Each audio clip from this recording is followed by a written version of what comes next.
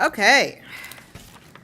Uh, Sorry, we're on the wrong page. Welcome to the June 4th School Board and County Board Joint Work Session on the Capital Improvement Plan. This meeting is now in session.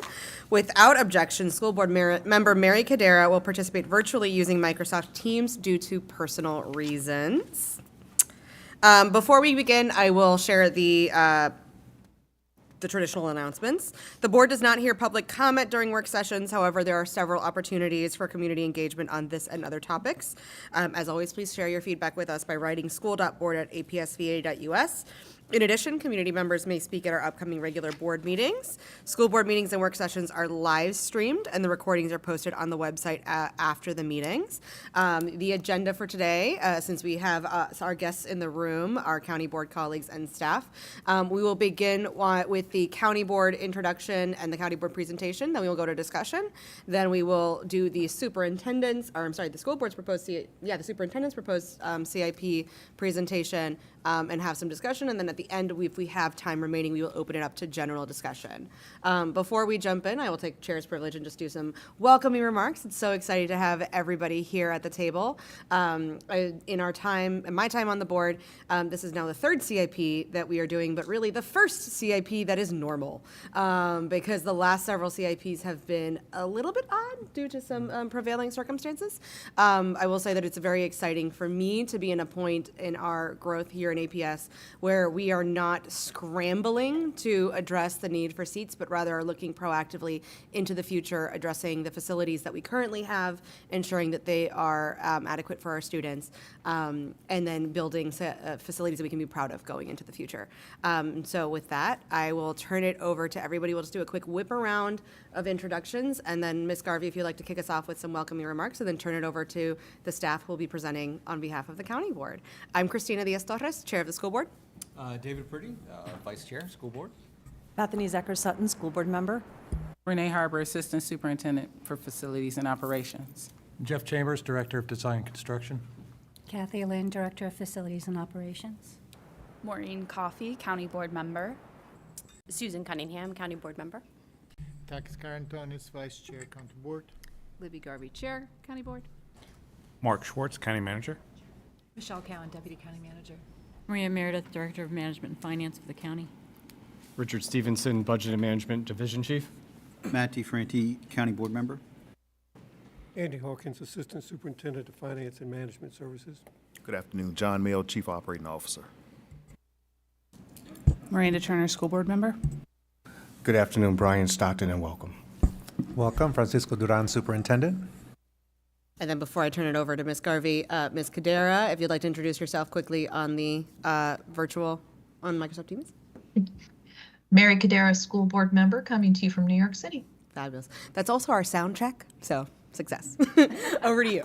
Very great. Thank you so much. It's great to be here instead of in our offices. This is very nice. Thank you for hosting us. Despite my comment that you seem far away, it's just a different setup, but it's great to have everybody here around the table. Thank you for the really good name tags, because then I don't have to quite remember exactly everybody. I know almost everybody here, but some better than others, so it's just delightful to be here.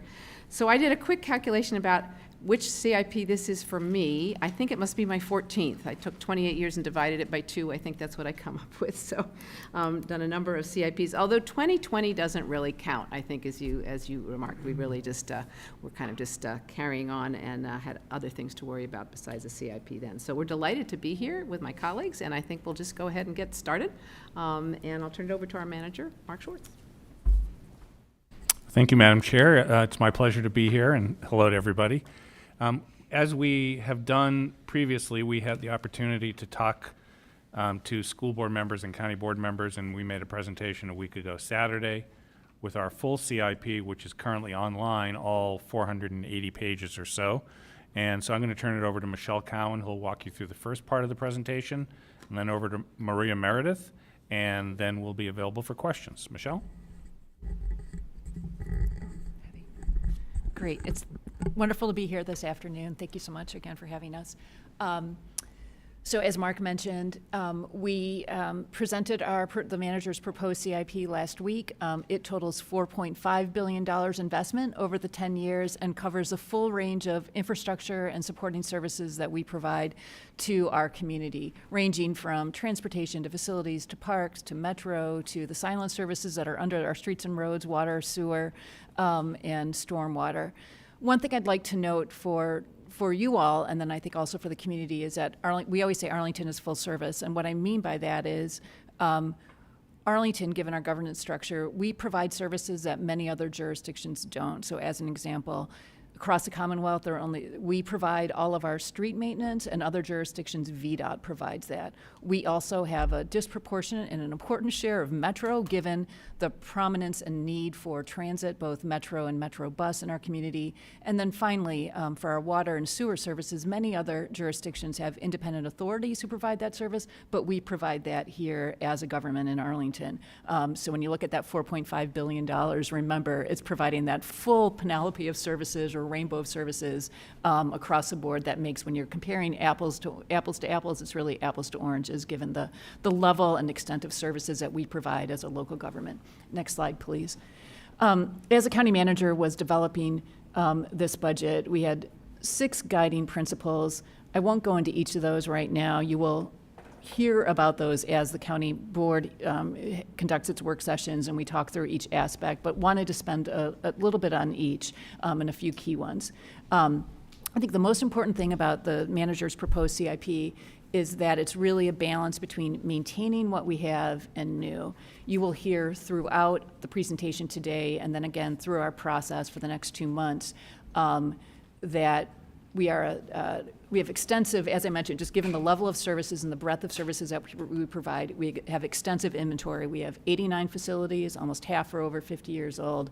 We have 900 miles of roads. We have 11 metro stations that we're supporting. And so what you will see is a real balance between maintaining, again, what we have versus new. At the same time, we are trying to retain flexibility and resiliency. We have recognized, and I think Chair Diaz-Torres, the level of change that we have experienced as a community and the pace of that change over the last 2 years has been significant. And we realize, and I'll walk through some of these changes over the last 2 years, if we don't maintain that flexibility and resiliency, how do we deal with what's coming next that we sort of know about and the things that we don't quite know about yet? So if you move to the next slide, one of the big frameworks as a manager developed his proposed CIP are the macroeconomic risks and assumptions that none of us control, but that we need to be flexible to deal with. So construction inflation, there's no doubt that all of you have heard and you've seen in your bids that it is going up. Our proposed CIP includes an across-the-board assumption of 4%. I can guarantee you that number is wrong. There's no doubt about it. We have assumed that percent where we know we are in detailed design and we have better numbers, especially from the county side of things, really heavy infrastructure like water and sewer projects, our water pollution control plant. We have assumed much higher levels, anywhere from 8 to 9%. But that is a risk that we need to maintain flexibility to deal with because that could, I don't think it's going to get better, and it could get worse over the next 2 to 5 years. On our bonds, we're all of us together are really lucky that we have a AAA, right? That AAA rating reduces our borrowing costs for school bonds and county bonds. We are assuming a 5% interest rate. You might know that a couple years ago, that was closer to 3%. I am hopeful that that level of, that change in interest rates is stabilizing right now. We don't know that. I'm hopeful that 5% is spot on, but that is something, as we've built our CIP, again, mindful that we need to retain flexibility in case that macroeconomic assumption changes. We also are subject to regulatory requirements, and our CIP is right now built on a point-in-time assumption. For us, the most impactful areas where regulatory changes can impact us are on the water and sewer side, meaning you've heard about things like PFAS, where there are things like that. We also know there are new ADA requirements that are coming down the pike, if you will. No pun intended there. For intersections as well as our facilities. And again, we don't know exactly what they mean, but if we don't retain flexibility to deal with what is a regulatory requirement, we need to be prepared and have that flexibility. And then finally, as I said, these unanticipated events that require capital investment, and so just being prepared to deal with those and deal with those quickly, given the priorities of the board and the community. So we wanted to talk, the next 2 slides we'll walk through what the major changes have been since our last CIP, which was just literally 2 years ago. So as you all know, preservation of the Barcroft apartments is a new thing for us. The county invested $150 million initially in that really important preservation affordable housing effort. Right now, we have $120 million outstanding. That is impacting our overall debt capacity, incredibly important, but still having a financial impact and pushing out a few other things. We all, I think, together have been working on what has been much accelerated, I'm not sure that's the right word, but the response to mental health and substance use across our community has particularly affected our teens and adolescents. We have been working, as you all know, on a potential partnership with VHC to transform a portion of the South Carlin Springs site into a behavioral health and wellness facility. From an adolescent perspective and teen perspective, that will include a dedicated teen unit for residential inpatient, as well as additional adolescent outpatient and intensive outpatient services. That is a new project that we're hopeful will begin within the next 2 years or so. You will see a new line item in the county CIP. That partnership includes shared parking, as well as additional investments to address improvements around that site for connectivity to the Long Branch Nature Center, some transportation improvements, and connectivity to Glen Carlin Park. So as we're planning that project, that we are, doing the right thing overall. But that is a large investment that's showing up in the near term that wasn't in our last CIP. We, with the encouragement, in particular Chair Garvey, but the rest of the board, have been very focused on resiliency across all sectors of our services and our infrastructure. Our proposed CIP in the near term includes what we're calling a situational awareness intelligence unit. As we all know, what we have long had, the county has long had inadequate space to deal with major emergency events. And those emergency events, again, an indication of like significant change in our community, whether it's a weather event, a significant weather event, and power outage, whether it is, God forbid this happens again, but 9/11, whether it is a cybersecurity attack, whether it is any of those things, or an electoral issue, having the space is really important for all of us to respond in the right way to that urgent crisis. We are also including 2 new projects in the out years of our CIP that are addressing water supply redundancy. We are responsible for our water supply. However, we receive all of our potable drinking water from the Washington Aqueduct across Chain Bridge. And so DES has been working with COG and with Fairfax County on looking at interconnections and additional redundancy. Drinking water is essential, obviously, right, to any emergency response, but in particular given climate. And then finally, you'll hear a little bit more about this, but we are have proposed a investment, again, in the near term for what we're calling a resilience hub at Love Run Community Center, which again, would provide community gathering, backup, redundancy space in the event of a power outage or long-term power outage to ensure, again, that emergency response that's community forward-facing. Next slide, please. This may be a little bit more unique on our side. Post-COVID, we realize that a remote workforce is a different thing for us.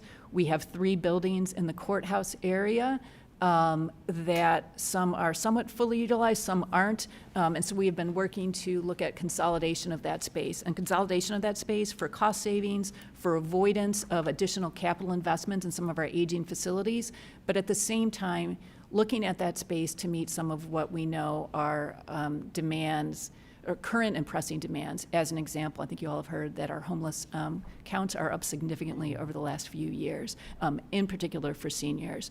Our homeless services center right now is at a peaking point.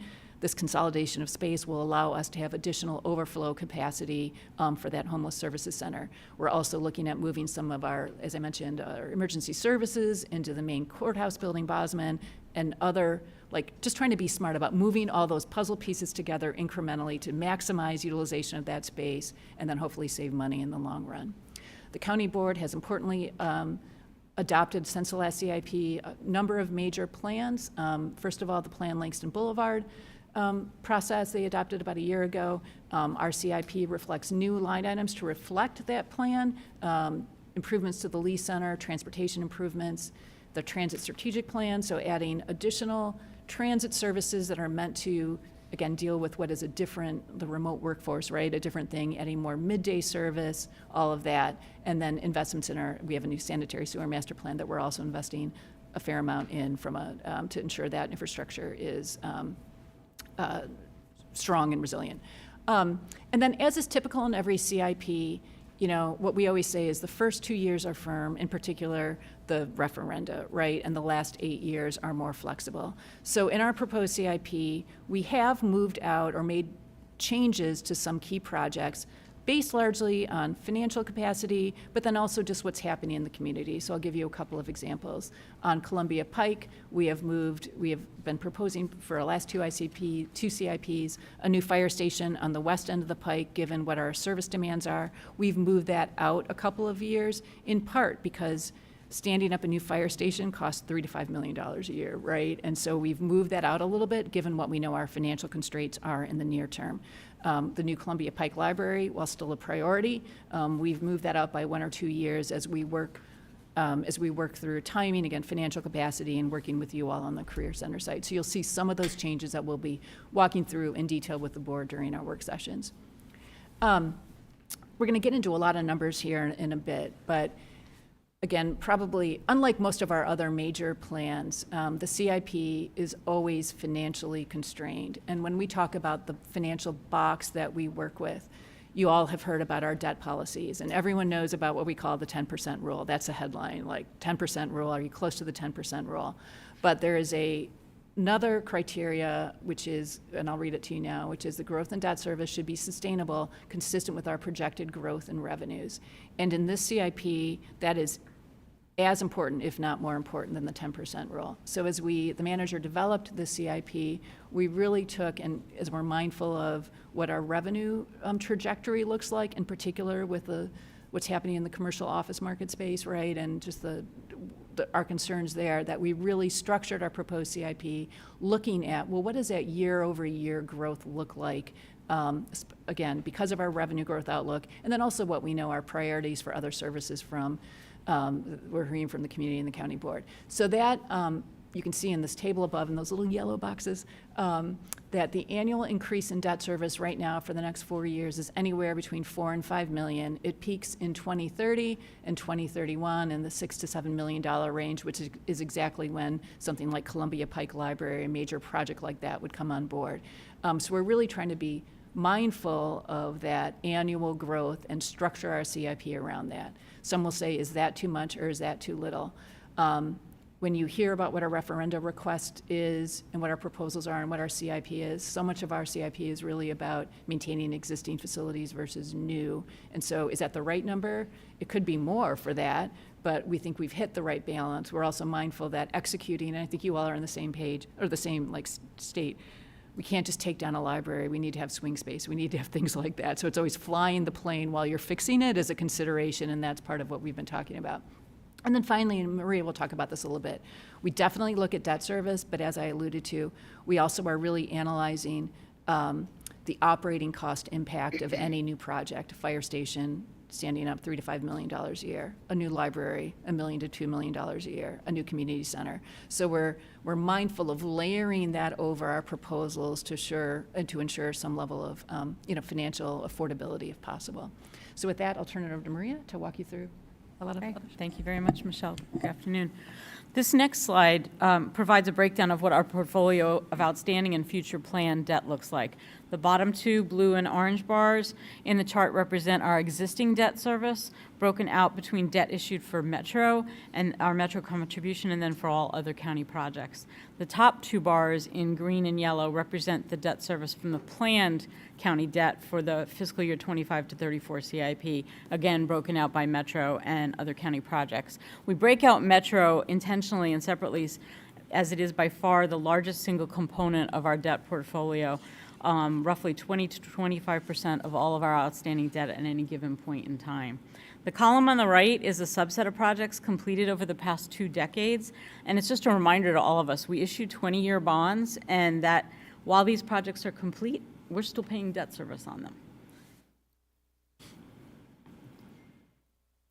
So this is the one that this is the debt service policy that Michelle talked about, is usually the one that's highlighted and people talk about the most. We have 4 primary policies that determine the county's ability to afford new debt, and we're going to go into great depth on these at our Thursday work session. Michelle spoke about one of those policies already, and this policy is a best practice for maintaining a triple AAA rating with the 3 major rating agencies. The numerator of this calculation includes the county's and APS's debt service, including AHIF, while the denominator is total government expenditures, including both the county and schools. And the policy is that combined debt service for both the schools and county as a percent of general fund expenditures cannot exceed 10%. So as we near that 10% line in 2031 and 2032, we constrain the CIP to ensure we remain within this policy, and we try to leave a little wiggle room, if you will, for things like cost overruns or changes in financial position. On this slide, we just want to provide a little more context regarding the county and schools' assets base regarding maintenance and replacement over time, and how that compares in relation to the debt that has historically been issued for each part of the county. This is just a different perspective to look at our debt over the past decade.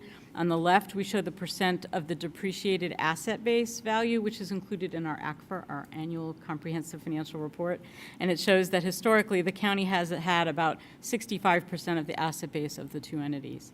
On the right, it shows the bond referenda that have been approved over the past 16 years and the proportion approved for the county and APS needs.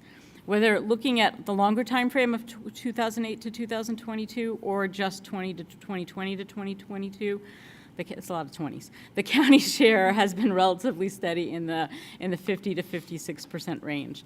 And our referenda includes 3 components of community. The 3 components are community infrastructure, metro and transportation, and then parks and recreation. And again, this is just another way to look at how resources have been allocated over time. This next slide is the 2024 proposed bond referenda. On the county side, the request is for $174 million of referenda authority.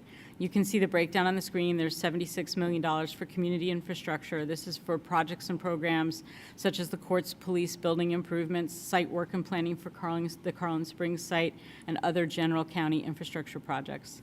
The nearly $26 million is for parks and includes construction of Drew Park, 3 urban parks, trail and bridge modernization, and of various other park renovations and improvements.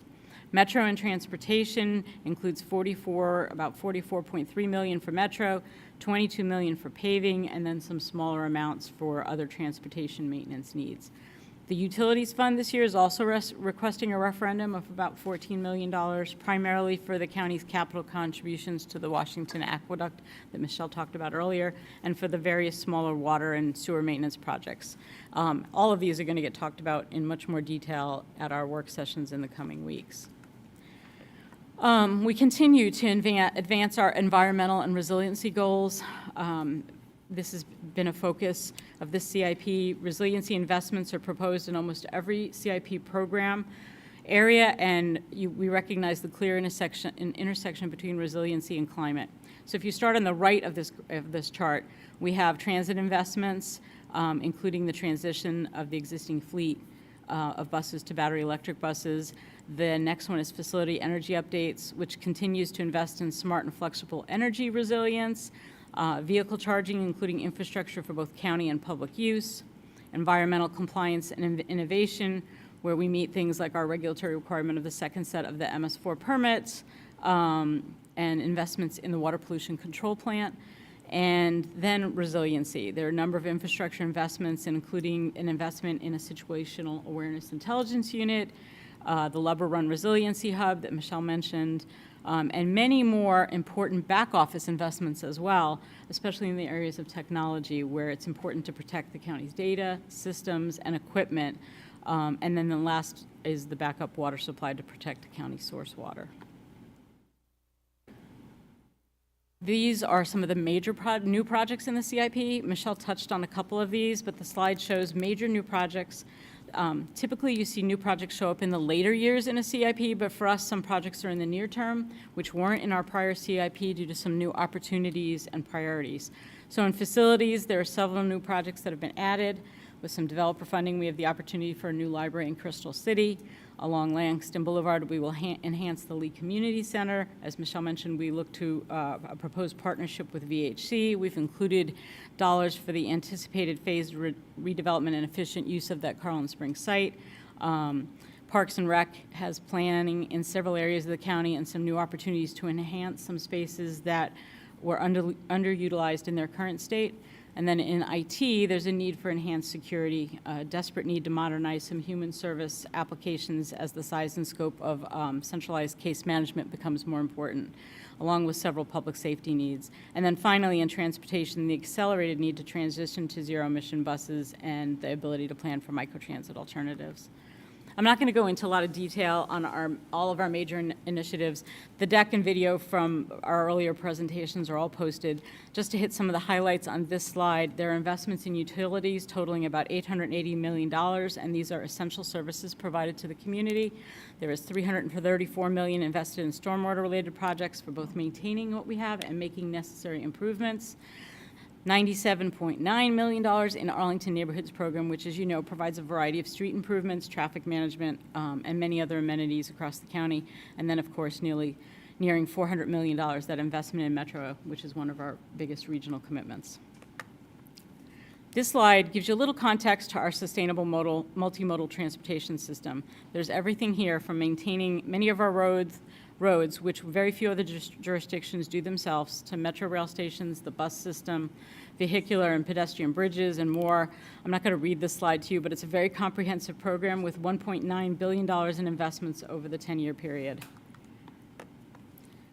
Of the 26 square miles in the county, we have 950 acres of parkland, and as you may have heard, our park system once again ranked within the top 5 in the nation. There is much here that requires ongoing maintenance, and there's also emerging needs. There's everything here from natural resource conservation, parks, playgrounds, sport courts, community gardens, and a whole lot more. Investments in our parks totals about $309 million. And again, a nice infographic that shows the county is responsible for maintaining and sustaining 89 county-owned buildings in service with over 2.3 million square feet of space. And these buildings facilitate a wide range of use, from public safety to transit to libraries, parks, libraries, and more. And the 10-year CIP in this area is about $398 million. Next is technology. Our proposed investment over the 10 years is about $212 million. And as everybody knows, technology is at the core of everything we do and nearly all the services we provide in some manner. Our investments include replacement cycles for the core infrastructure equipment, for the network, endpoint devices for our employees, in some cases the public, as well as the enterprise and line of business systems that we all use to do our day-to-day jobs. Sitting next to the operating budget director here, it's important to be mindful of the intersection of all these capital investments and projects within the operating budget. New or expanded projects typically require more annual funding for maintenance and debt service, and we talked earlier about the incremental cost of debt service with this proposed CIP and the pressure it puts on the operating budget with all the other competing demands and constrained resources. So this slide shows some of the out-year costs. The generous donation by Boeing supports the Long Bridge facility, but that soon will be expended, and the general fund is going to pick up net tax support in fiscal year 26 or 27. There's a new library plan in Columbia Pike, and a new additional library in Crystal City, and they're all going to require staff and non-personnel resources, and then the new fire station on Columbia Pike as well will require several $1 million in additional costs to staff and equip. So just to note, the proposed county and school CIPs align in these 3 areas for synthetic turf replacements, the conversion of Kenmore Middle School fields to synthetic turf, and the replacement lighting, as well as we've included funds for the Trade Center planning studies.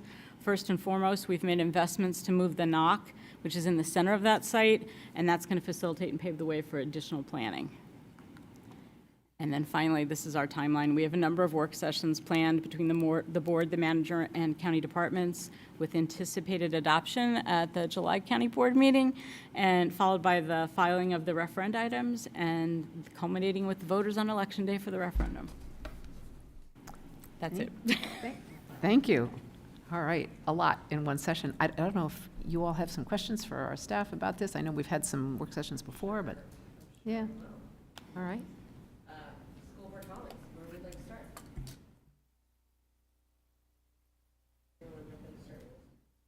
Mary, would you like to jump in first? It would help if I put on a microphone. That would be helpful. Mary, would you like to start? I would be happy to start.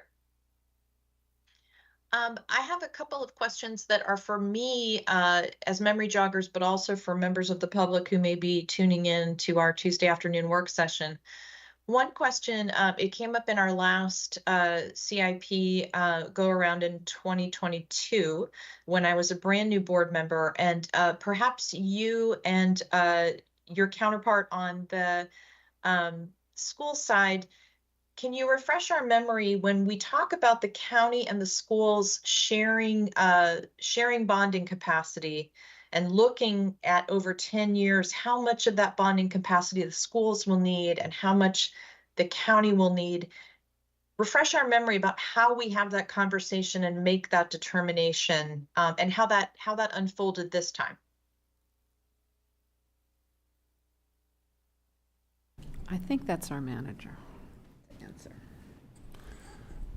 So over the process of preparing the CIP, we know that, as we've mentioned before, all the metrics include county and schools put together. So when it comes at looking at the 10% rule and how we will go to the voters, we spend time talking about that. So schools puts together some thoughts, we put together our thoughts. We have a lot of back and forth, especially over the first 2 years of the CIP. And if you go back and look, and that was, I think, was slide 11 that talked about the varying numbers that show up on the referendum every 2 years. There are some years where the school bond numbers actually exceed the county bond. This year, what's proposed will be the other way around, where the county bond exceeds the school bond. But we need to keep in mind that as we work on it together, that we're hitting all the benchmarks we have on the financial policies. So it's a lot of give and take, and I mean that in the best sense of the word. And we try to keep an eye on the future. As you get further out, as we noted this year, we try to do, and we did this year as we did previously, we try to adopt what the superintendent has in his CIP as part of our planning process in order to make sure that we have an accurate assessment of how we'll manage on our end, what kinds of things we'll ask for. And Mary, if I can add a little bit, because I turned it over to Mark, because really a whole lot of work is done behind the scenes by our staff ahead of time. And then we get to the meeting like here, and then we start discussing it, perhaps on the board level. But a lot of it is worked out ahead of time, as I think it has been this time. I hope that answers your question. I'll add that we have been bringing this up in joint leadership. Like, we've been discussing this throughout the entirety of the process. It is information that's been mutually agreed upon. Yeah, and for anybody watching, when their presentations happen, it's not a surprise to either side. And if it is, it's a problem. I had one other question, and then I think I will, others in the room can Sorry, Mary, take before over. you jump in, Takis was going to say something, and then I'll come right back to you to ask your second question. Sorry. All right. Well, it's just in addition. So because in the budget process, we do have an agreement about shared revenue, et cetera. This doesn't translate, and for logical regions, doesn't translate as such. So for those who are looking at this, we always try to have needs-based budgeting and needs-based capital investments. So therefore, needs can, over time, especially in capital investment, can oscillate. So as the county manager said, this year is our bond, larger in amount than the school board, and it has happened the other way around. There is slide number 11 that shows more or less historically how this has evolved. Okay. Ms. Kadera, back to you. Thank you. My second question had to do with on the financials. I appreciated learning that in addition to the principle of the 10% that we want to adhere to in order to keep our bond rating, that we're also looking at the percent growth of debt service in relation, the growth of that in relation to growth of revenue as a principle that we want to look at in our financial management. The denominator there, the percent growth of revenue, I think is something that, we talked about in the context of our joint work session in operating budgets.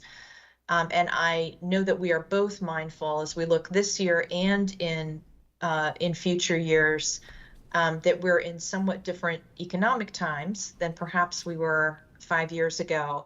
And so, back towards the beginning of your presentation, when you talked about economic uncertainty as one of the things that was sitting in the background of the work of the development of your CIP, as you think about the work of that denominator of the increase of revenue and how you're thinking about being responsible in the increase in your debt service as the numerator, I guess my question is just if you could talk a little bit more about, from the county's perspective, how you're thinking about the economic outlook that affects both of us, county and schools, over the next few years, and then how that should inform both of us as we think about trying to be responsible about managing debt service. Yeah, so let me start with that, and then I'm going to turn it over to Michelle and Maria to add. So we have, in our operating budget, we come out with a 6-year financial projection that talks about what we see as the potential growth in revenue. It's admittedly, for good reasons, conservative, and it's somewhere in the 2 to 3% range. Facts happen each year that will determine whether that is the correct assessment. I think that the budget that was just adopted was a little bit over 6%. That's very unusual to have it be that large. So over a period of years, we take a look at that. I don't know if you want to add more to what we do in our evaluation. Yeah, I mean, it's a little bit, so when we're looking back, and it's almost great that it comes right after the operating budget process, because what the pressures are, are in our top of mind as we're saying, well, what can we afford from a debt perspective? Because as you know, debt comes off the top. We have to repay our bonds. Default is not an option, right? And especially with increasing interest rates or rising interest rates, we just can't refinance and restructure. Everyone's facing that with their mortgage, right? But I think I would start on the revenue side of things. You all have heard commercial office vacancies are affecting our commercial office sector, and that was what put pressure on us last year. At the same time, I think we're also mindful, and the board is particularly, of the increase in residential home values, right? And what does that mean, and impact on the possibility of any tax rate changes. On the expenditure side, when we're talking again about what can we do, or how do we look at it? We're looking at operating costs, and that's not just new facilities. That's also looking at what we've heard from our board in terms of priorities. We collectively are facing the issue of recruitment and retention and collective bargaining, right? And so salaries for all of us are a really big deal. Benefits are a really big deal. And so that's in the back of our mind too, knowing that that's a different situation than maybe we would have been 5 years ago. Inflation, it's not just construction inflation. On our side, we are seeing on even basic new, like our art bus operations contract came in a lot higher, right? And so we realize that just providing day-to-day operational services is more expensive. And so that is informed, do you follow what I mean? Like what we think we can afford. All that being said, we try not to be negative, and there's some positive here. Our pension is really sound. We're really fully funded. Our retiree health benefits are really fully funded. And if we had faced that kind of uphill battle on those, we'd be having a very different conversation about affordability on salaries as well as on our CIP. But when we say that, that's why we're not trying to over leverage, if you will, right now, because we don't want any of those things to change. So that is again, the brain of worries on our side of the table, if that makes sense. And you don't want to be there, but that's when we're really just thoughtful, what do we really need to do now? What needs to happen? What's important? That kind of thing. Hopefully that's some context for that, Ms. Kadera. Maybe not helpful, but trying to be. That is super helpful to understand the pressures on the capital and the operating budget. I really appreciate that. I'm going to make a t-shirt that says brain of worries on it. It's going to be great. Ms. Decker-Sutton. Thank you. It's great to see all of you here. I wanted to actually, you mentioned just a moment ago, Ms. Cowan, about art buses, and I actually wanted to bring that topic up because I think that many of us on both boards share a desire to see what we can do to increase efficiency in transportation in Arlington.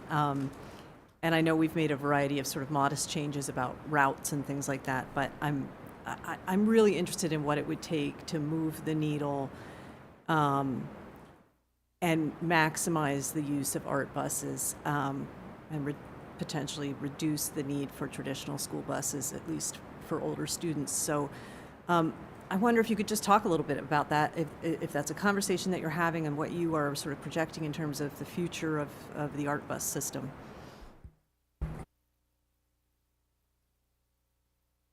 So I'll start off, and then I'm going to let Michelle drop her brain of worries here. So in our CIP, we have spent a fair amount of our transportation budget trying to allocate funding to move our current art fleet to a fully electric fleet by the end of the 10 years. And if it was just as simple as getting money to take the buses and replace them, that would be one thing. But the infrastructure associated with that and the need for land is another thing that drives the costs on our transportation side. So we are simply going to be maxed out. We're going to open up our AOMF, which is the transit facility we're building down in Shirlington, and we're going to be maxed out pretty quickly. And we have, on our transit strategic plan, assumed a level of service that accounts for transit ridership separate and apart from schools. So if we want to bring schools into the equation, I'll let Michelle talk a little bit about that. Yeah, I'll try to be, I think it's a conversation we've started. There's more to come. I think, we have 78 buses in our fleet. Right now, we are maxed out on the art fleet, that is, we're maxed out on space. Metro is dropping some service that we then might need to consider providing, right? So just there's a pressure there. And we are trying to be mindful, again, our goal, so much of our priority for the art fleet is to get people out of their cars, commuters out of their cars. And we realize that the commuting changing patterns have changed dramatically, and that's why our transit strategic plan has additional midday service as an example, which doesn't naturally, I'm just going to say, line up with school day service, right? But if we're going to get people out of cars, that's part of that. I know that your fleet is around 180 buses. I think we can keep chunking away. I think it's not going to be an easy thing to I'm just going to be straight up, to say move everything to art, because if you go to any particular high school, my child goes to Yorktown, I counted this morning, 11 buses lining up at Yorktown in a period of about 20 minutes. And we can talk about how art can supplement, and at the same time, we have an art bus running by right there. How do we work that through? I think there are ways to move it forward. I think that's I'm just going to be honest, a 10 or 15 year kind of process. That's my view. The space issues that the manager just mentioned are significant. I know we'll talk more about the trade center, right? And how do we electrify the school bus fleet and what we're doing there. It requires a lot of infrastructure. It requires swing space to make those types of changes. So a lot to be worked through. That doesn't mean that we're not enthusiastic about it. I know that Ms. Harbour and Mr. Chambers, we work with our staff with this new tranche of another 5 electric school buses coming. That's great. I think that's a great start. Maybe not enough for everyone, but I think it's a good start. And very excited about the Trade Center study that we've just begun to work on with APS. I mean, there's more, not just begun, we've been doing it for the last 3 or 4 months, but I think what will be helpful when that study comes to both boards, and the manager and the superintendent, will help us work through the art of the possible, especially in terms of financials and then operationals. This is not, again, there's a lot to be done here. I'm excited about it. I think it will take some time. So that's what I would offer. And I'd just like to add, my colleagues may want to add something. I mean, we've been talking about this actually since I was on the school board earlier. I mean, it's kind of a no-brainer, and then it seems so hard to actually make happen. I think transportation, as you well know, is in a transition period now. People aren't commuting like they used to. Everybody's trying to figure things out. Metro keeps coming, needing more money. You saw how much money we're already spending on Metro. But as we said, we're talking about, we really have these 3 bus systems running through Arlington, if you count Metro. I think we can do better. I think it's not easy. It's possible that somebody else has solved it somewhere. I think it's really hard to be building that plane while we're flying it. I think there are cultural issues, people being comfortable putting their children on buses that happen in New York City all the time, but we're not used to it here. So there's no real answer. It's a huge issue. I will just simply say I'm not going to be here next year, but it really is up to, I think, the board leadership on both boards to keep working on it and keep pushing on it. It's not an easy problem to solve. And I don't know if my colleagues want to add anything. Just briefly, the question is what would it take, right? Intentionality is what would it would take. So as long as we, first of all, technically it's not a very impossible task, because the advantage that we have with students is we know exactly when they want to go from where and where. I mean, we understand very well what they connect is among the most predictable cohorts of riders in the system. Secondly, that means that the system not only has to provide the facility, so the vehicle, the route, the timing and all that, like it is the case in Kenmore, for example, 75, but it also has to provide, we have to be intentional in how we design the school, where the boarding and loading and unloading happens, and alighting and boarding happens, etc., the safety of that, etc. And all this contributes to this cultural shift, right? Then it's more accepted, because, it makes a difference if 5 kids ride the bus or 35 kids ride the bus at the same time. So the latter is way more safe than anything else.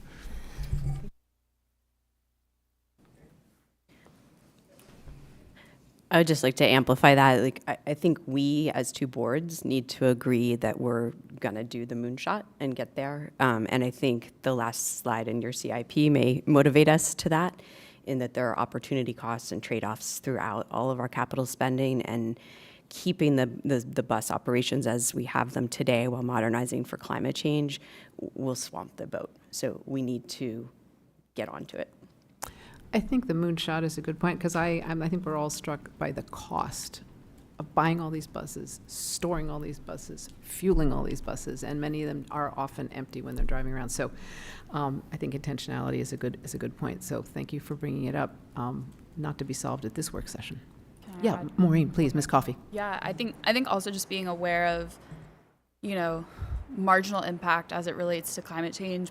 Having an alignment with art buses is really great, but if it leads to, a 25% increase in parents driving their kids through carpool, how much have we really overall benefited? And so making sure we're considering, kind of the potential adverse impacts, and not just what we would ideally like for everyone to potentially do in a perfect world.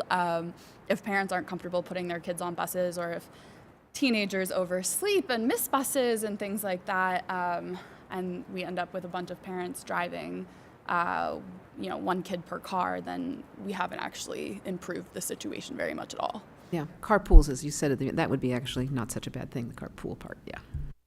Yeah, I think that's just amplifying the need to study, to spend some time discussing, and especially between CIPs, because this work can't happen. See, the CIP process is 2 months, if we're being generous, at least the public process of it.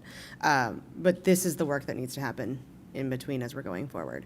I have a question, and I think Ms. Cadera has one more, so I'm going to try and go quickly on mine so that we can try and end this section in the next 8 minutes, so we can have a full hour for schools. My question may need to be a later question, and that's totally okay if we don't have the answer to it, so I'm going to preface it by saying that. In reviewing the presentation, I'm fascinated by the amount of technological infrastructure that the county is using their CIP funds to pay for. And I know that this has been something that we on the school side have wrestled with in the past. When I think about what the purpose of a CIP, which is to establish the infrastructure to operate the system, technology as a piece of that seems super essential. And so this may be a curiosity question for our staff to continue to research, or if Mark and Michelle, if you guys have thoughts about this now, feel free to share them.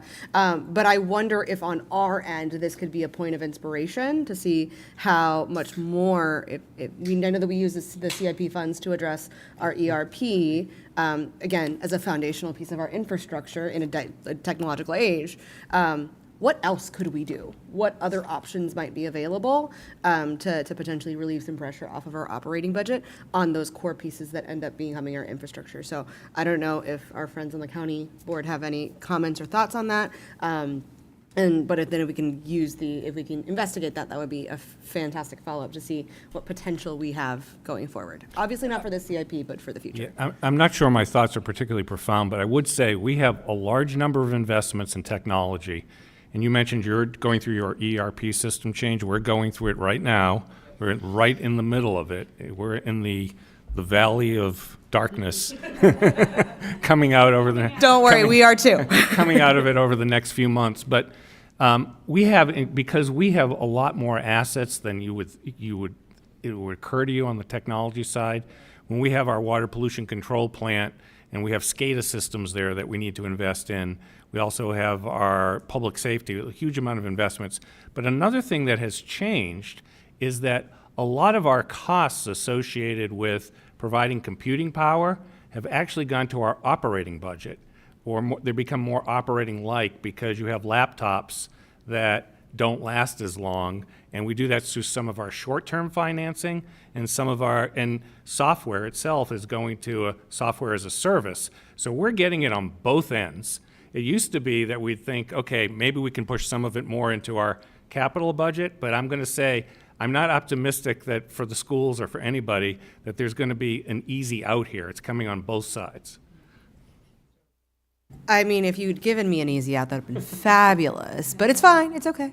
I think that I think it's still probably worth some investigation of like what possibilities are there? Is there anything else that we could be thinking about going forward?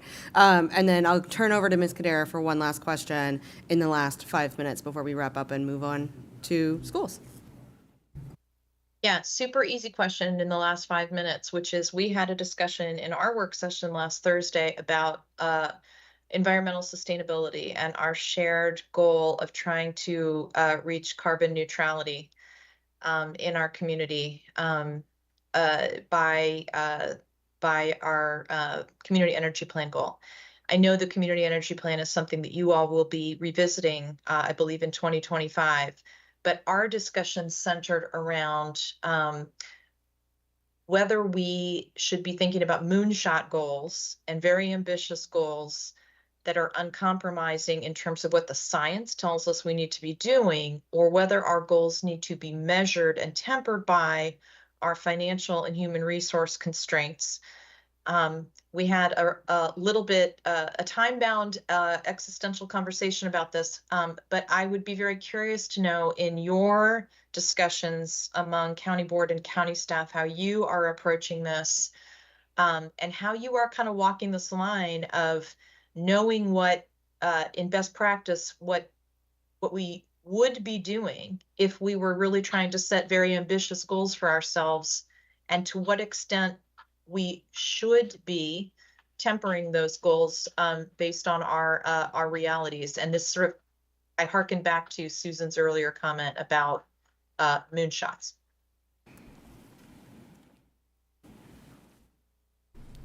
I'm not sure how to answer that question, so I'll just start a little bit and see if anybody else wants to jump in. You know, we approach things really with planning, right? We have these plans, we have these goals, and then you got to figure out how are you going to get there? And then you back it up, and that sort of indicates what you need to do now to get yourself on track to get to where you want to be when you're supposed to be there. So that happens. There's obviously board members differ in this, but more and more where it's more and more of a priority for us, which reflects our community. So it's a constant kind of pushing.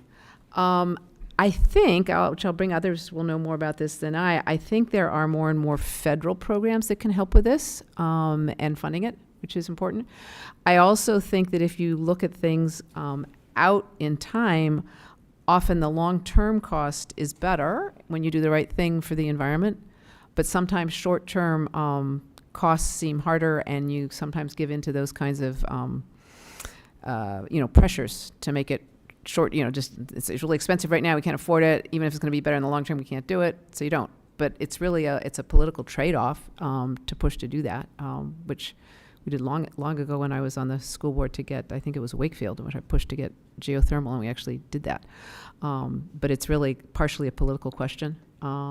But I think a lot of it really helps to have plans and to know what your goal is, and then to back it up and figure out what you have to do to meet that goal, which helps hold yourselves accountable. Colleagues, somebody can improve on that answer, probably. Matt? Matt's not gone yet. Go, Matt. Thank Mr. you. DiFerranti. No, Matt's good. So thank you for the question. I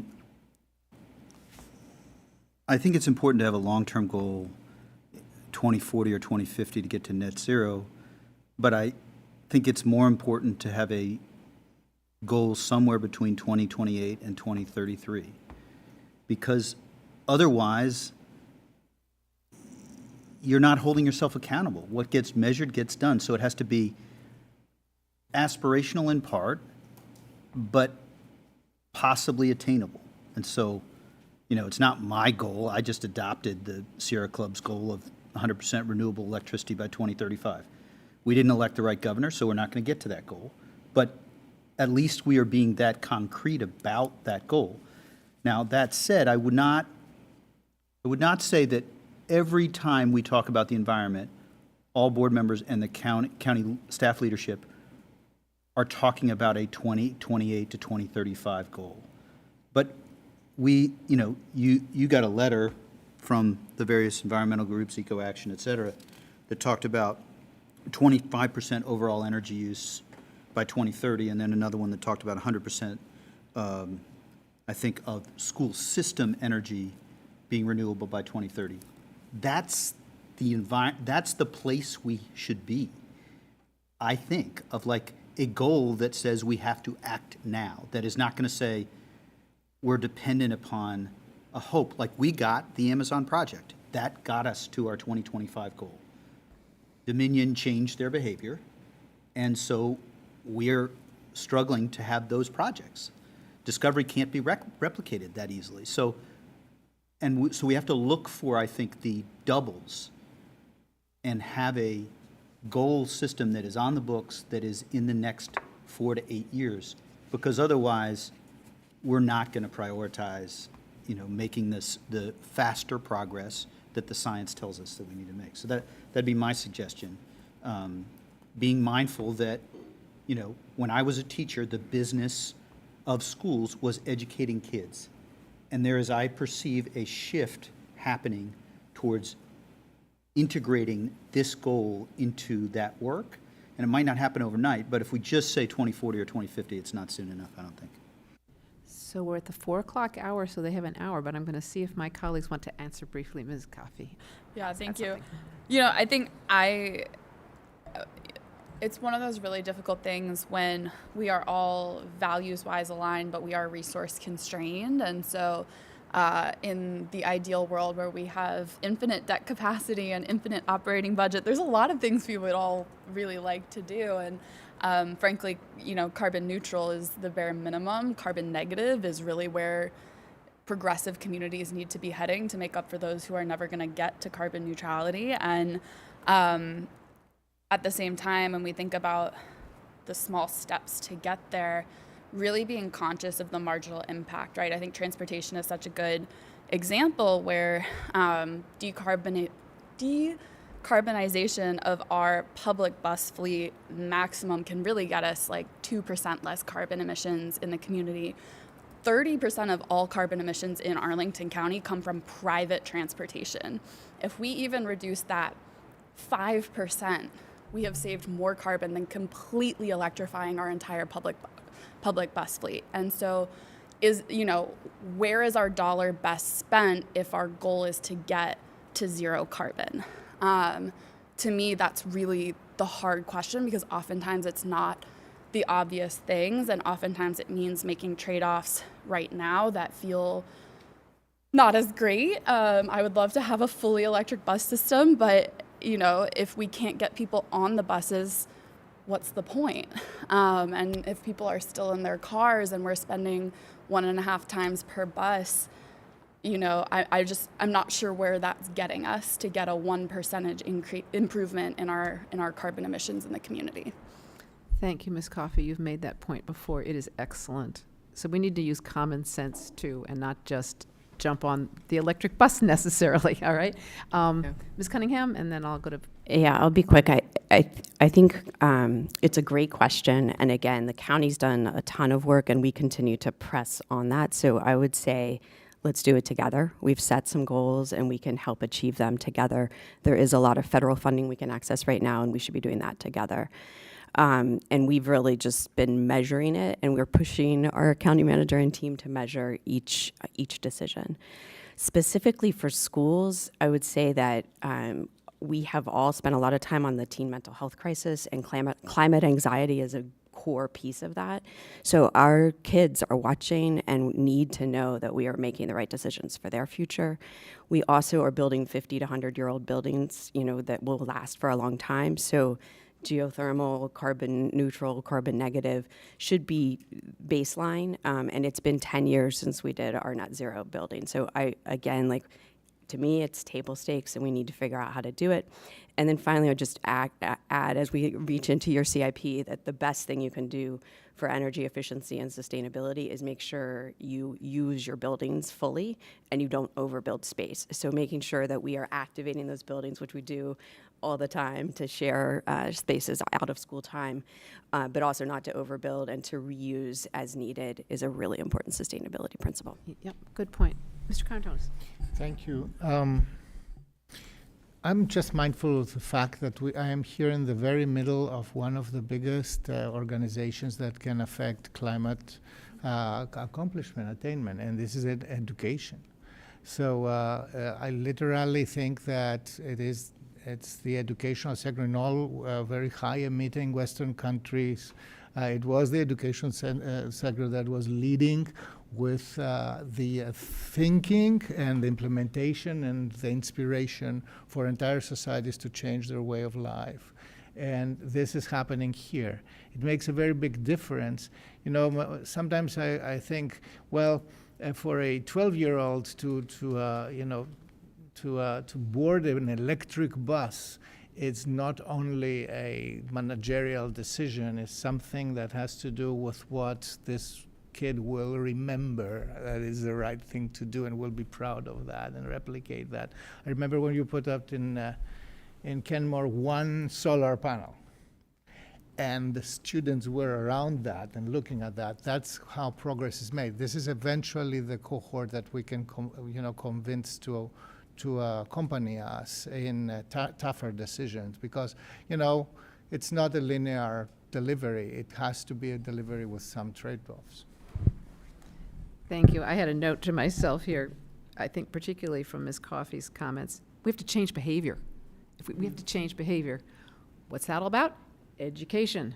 So we should be able to partner here. And I'll turn it over to you now. Thank you. I love the segue. Fabulous.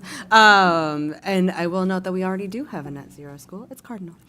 With that, I'm going to turn it over to Dr. Francisco Duran to kick us off. Thank you. All right, if we can please bring up the presentation.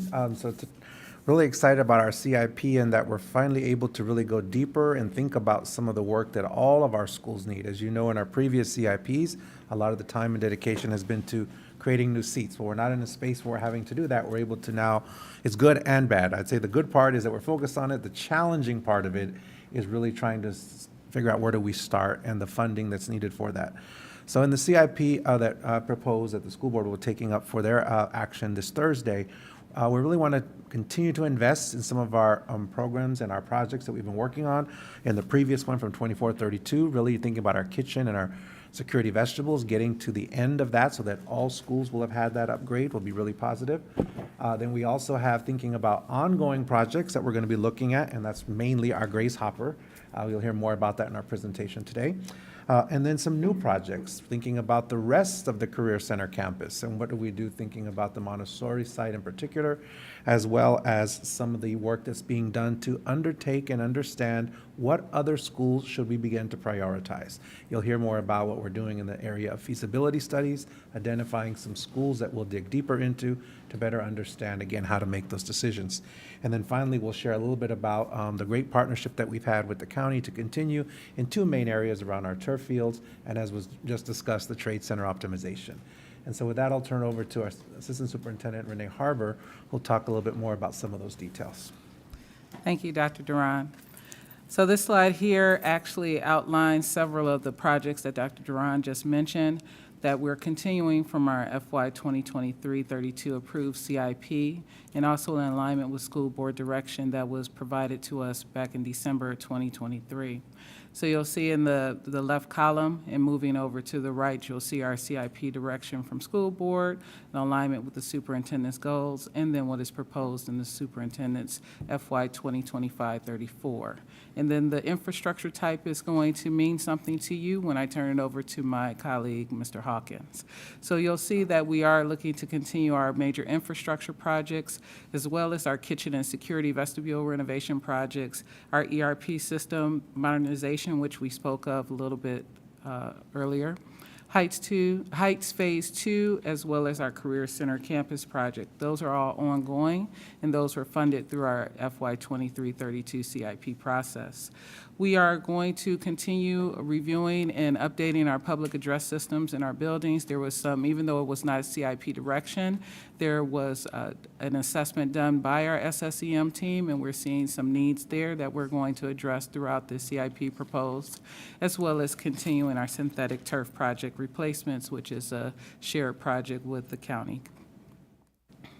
We're going to continue on into our new projects that are proposed in the CIP. That are all directed by school board at this point in time and in alignment with the superintendent's goals. This feasibility study for 3 to 5 facilities that are based upon our long-range plan to renovate existing facilities and the methodology that was applied to that, we'll discuss, as well as relocation of MPSA into the Legacy Career Center building with the option of 3 different price points, and staff in our work session last Thursday recommended option 2 with that work. Demolishing the MPSA facility after relocation of the program, and complete the campus with green space as well as synthetic turf projects, and the trade center optimization study, which are our 2 joint initiatives with the county. So we've provided our board members with a funding sheet for those seasoned eyes, and I'm going to turn it over to Mr. Hawkins, who's going to guide us through that timeline. Good afternoon. Good afternoon. The 10-year CIP totals approximately $570 million, with the assumption that we would have $100 million bond referendums in FY 26, 28, 30, 32, and having annual bond usage of $50 million each year. So in the spreadsheet, you'll see the revenue at the top with the bond funding, the capital reserve, and the MCMM or and the other operating fund monies set aside. Down below, you'll have your division-wide plan. We have about $1.9 million set aside for upgrade for our ERP system, and the rest of it are $302 million set aside for our long-range plan implementation projects that will be implemented once we have the planning studies done that Mrs. Harper talked about, the 3 to 5 studies that we are planning on doing. The next section, improvements at existing facilities, that totals a little over $129 million, and that is for major infrastructure like roofs, HVAC systems, but you also see there public address systems and our synthetic turf field transitions. The next section discusses the Career Center, where we have almost $121 million worth of funding set aside for the Career Center campus. And Mrs. Harper just talked about where we were going with option 2 and the long-range plans for that site. Then the next section is the kitchen and entrance renovation program, which we believe we'll be able to finally get through in FY 25, and that's about $11.48 million. And finally, the last section is $4 million in planning. This will give us the 3 to 5 studies that we can do a deep dive on to determine so that we can help build our next CIP out in 2 years. Down below, you'll see the color coding for each of the bond referendums and where that funding is attached, and it also shows what our debt ratio would be for the 10% rule, where we would be range from 8.13% to as high as 8.5%. The next slide just gives you a breakdown of where 53% of all of our funding is being spent on long-range infrastructure and and division-wide plan, and then the about 23% for improvements on our existing facilities, about 2% on kitchens and entrances, and 21% on the Career Center, and 1% on the planning. Okay, the next slide just shows our debt movement, how much our debt will increase annually each year under this plan, and it's sort of smoothed out to where we would have roughly between $2.5 million worth of increases annually. We're trying to look at this to see whether or not we can afford the debt service based on our operating fund projected revenue. And this will give you some idea of how they're there. Our annual debt service growth will range between, next year about 2%, overall about 2.5% over the period of time. Okay, thank you, Mr. Hawkins. So this slide depicts the approved long-term use of the Career Center campus, and it includes the new Grace Hopper Center, as well as MPSA relocated to the existing ACC building, or legacy ACC building, you may have heard it referenced. I'm going to turn it over to Mr. Chambers, who will share details regarding not only the MPSA relocation, but also the new Grace Hopper Center. Mr. Chambers. Yes, for some people, I guess, have not heard that the Career Center is now called the Grace Hopper Center. Very honoring a very special woman, I think, in the community. Right now, as always, we are working to get the contractor started, finalizing the contract. But we are also working with ISD to get the building permit approved, working through the final details of that, and also the civil engineering plan and land disturbance plan. Our biggest holdup has been working with DEV and getting a final approval for the dry utility plan. So working through that. But as far as the schedule goes, we intend to give the contractor administrative notice to proceed. So they'll start doing paperwork as soon as we get the contract finalized. Upon receipt of county approvals, the contractor would mobilize and begin construction. We anticipate substantial completion of Phase 1, that would be the building itself, by June of 2026, and then in July moving equipment and boxes from the existing building. And then staff set up in August, and the students would arrive in August of 2026. Spring of 2027, we would anticipate the completion of the Phase 2, which is the parking structure, and December of 2027 would be the latest that we would anticipate completion of the fields and site work. Next slide. Mm-hmm. All right, for the MPSA relocation, we are recommending option 2. Essentially, we did a study with a consultant very familiar with the building, and we were looking, the board, as directed, we're looking at a low, medium, and high cost and what the implications of those cost differences would be. We believe that for the medium, option 2, medium level, we can get everything we need to do to make it a fully functioning building that meets our current codes and standards. And we do need to bring the building up with the change of use, need to bring the building up to current codes, according to our review with ISD. We're looking at 625 students in there. We're looking at a full-size gymnasium, which also will benefit the community in the sense it would be a full-size high school gym, which the building does not currently have. And we would be utilizing some of the Arlington Career Center classrooms that have been renovated to accommodate the current programs that are in that building. And it also has a very new roof, and it also has a mechanical system that we would be actually reusing as we have with the renovations that we've made in recent years. Also, the recently renovated spaces above the library, again, accommodate the library on after-school hours and would be available. And looking at the plan for option 2, again, the building is not designed, this was used to determine a cost, a conceptual cost estimate by our estimators to basically come up with those numbers. So at this point in time, this is a generalized look of what the building may look like, but more realistically, I'm sure once we get to develop the educational specification and really dive into the building and the existing conditions, it'll probably look a bit different than that.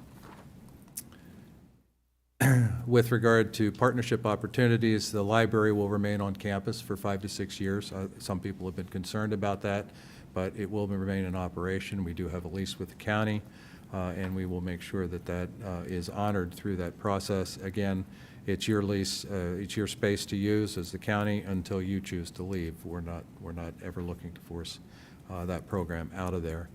And the renovated spaces on the second floor will offer additional instructional spaces during the day, and the county still has the flexibility to use those spaces in non-school hours. I'll turn it back to Ms. Harbor. Thank you, Mr. Chambers.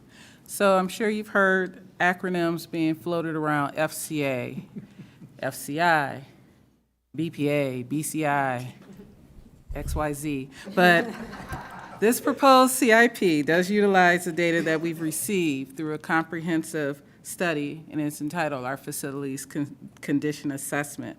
So Ms. Lynn is going to share a brief overview of this report, the findings that we have been utilizing, and share how that data has informed our work and methodologies that we've developed to prioritize major infrastructure as well as feasibility studies. Thank you, Ms. Harbor. As Ms. Harbor says, the next few slides, we're sharing with you kind of the summary of our Facility Condition Assessment Report. We've had a consultant look at our existing 41 building stock because we know that enrollment is steadying, and we want to look at our existing building to see what the needs are there. So the consultant developed a report. They assessed 41 of our buildings of over 5 million square feet. And out of those 41 buildings, what the consultant found, using an industry standard, the Facility Condition Index, is that actually 32 of our buildings were reported to be in good condition. And then there were 8 buildings in fair and 1 building in poor condition, based on an industry standard on our assets. Next slide, please. And what the report also allowed us to do is to look at the different capital needs for our buildings. So we could break down their assessment into 3 categories: local projects, which we aligned with our minor construction, major maintenance projects. This really allowed us to see our 10-year plan under MCMM and see how it aligned with the consultant's assessment of our facilities. And then the next category would be on a larger scale, anything greater than $500,000 to $15 million, which we would categorize as major infrastructure. Replacements of our roof, replacements of our main HVAC systems, central plant systems, main electrical infrastructure systems that also align with our needs and our bonding capacity. And finally, what we call deep dive or feasibility studies. Those schools that the consultant assessed based on both educational facility needs as well as infrastructure needs that would require deeper assessment and cost analysis to determine which schools we should be spending our money on in the future. So for our major infrastructure projects, these are the 5 schools that were identified, and we worked along together with our Director of Maintenance to see how it aligned with their 10-year MCMM plan, and it aligned really well. We knew as a school system that we had not been keeping up with our plan and timeline for roof replacement because of our period of growth in the last 10 years. And we knew that we had wanted to do 2 roof replacements a year, but we had to hold on that as we were building new schools. This, again, will allow us to catch up and to get back on schedule for our major infrastructure projects. Next slide, please. For the schools for the feasibility studies, we proposed a methodology last fall to the school board to determine how we would identify schools for these deep dive projects. The methodology was approved in December, and staff went through the methodology independently of one another to see how the methodology worked out.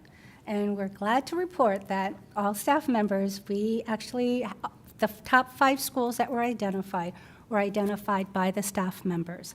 What we wanted to look at first was educational spaces. Do these buildings meet the learning environments for our student? That was the first priority. Then we also wanted to look at the other educational space deficiencies, special education spaces, pull-out spaces, operable windows in our facilities. We were asked by the school board to also review safety and security characteristics of these facilities, all facilities, just to make sure that we had not overlooked a school that may have some deficient needs.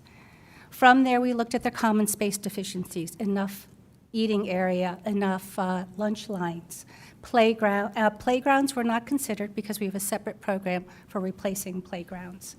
And then for all the schools identified, we also wanted to look at their infrastructure needs. So if these schools that are identified having high needs for their educational spaces, what were their infrastructure needs? And then we determined 3 to 5 schools for the deep dive studies. And the schools that we identified were Thomas Jefferson Middle School, Taylor Elementary, Barrett Elementary, Swanson Middle School, and Randolph Elementary. This is kind of a little example of how staff went through the methodology based on that extensive data workbook that the consultant provided on all 41 facilities.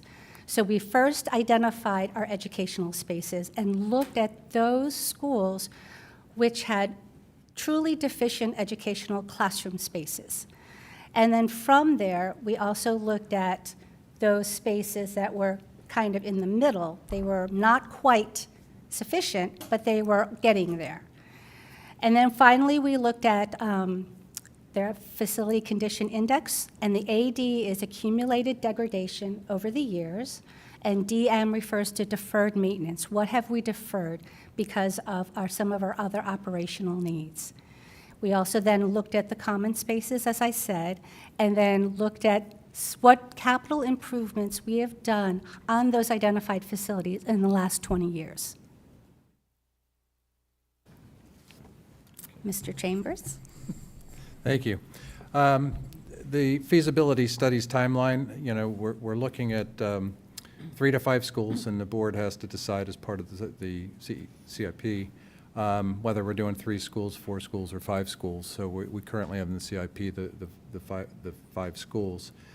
Time frame for the studies, and again, they will be concurrent, 10 to 12 months per facility plus 2 to 3 months to estimate them and reconcile. These aren't just going to be standard CIP studies that we've done in the past for growth and where could we put a building and put a quick number together. We are actually going to really look in depth at the existing facilities. We're going to even look at some buildings, we're going to look at the documentation we have. Some buildings are going to require full surveys, some are going to require interior surveys, taking ceilings out, doing scans, because we really want to make sure that the data and the information from these studies that we come up with is usable for years to come, and whether the building is renovated now or gets renovated in 10 years, the documentation will work with that. But all of the facilities we are looking at, our first choice, which is renovating, which would again be the most carbon neutral to reuse that existing structure. What does that do? How does that, what kind of capacity will we have in the building if we make the educational spaces work?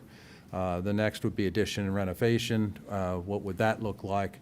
And what makes the most sense working with our current educational specification for that building type?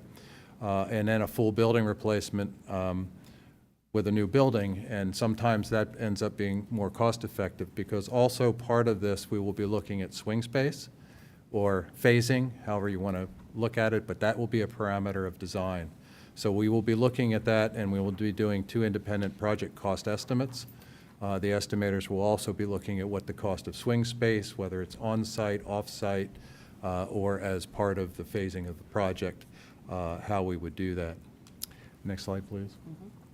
So looking with our, to procure the consultants, would be the first step of that, and we're going to determine the scope and solicit and accept proposals. We're looking at 1 to 2 months.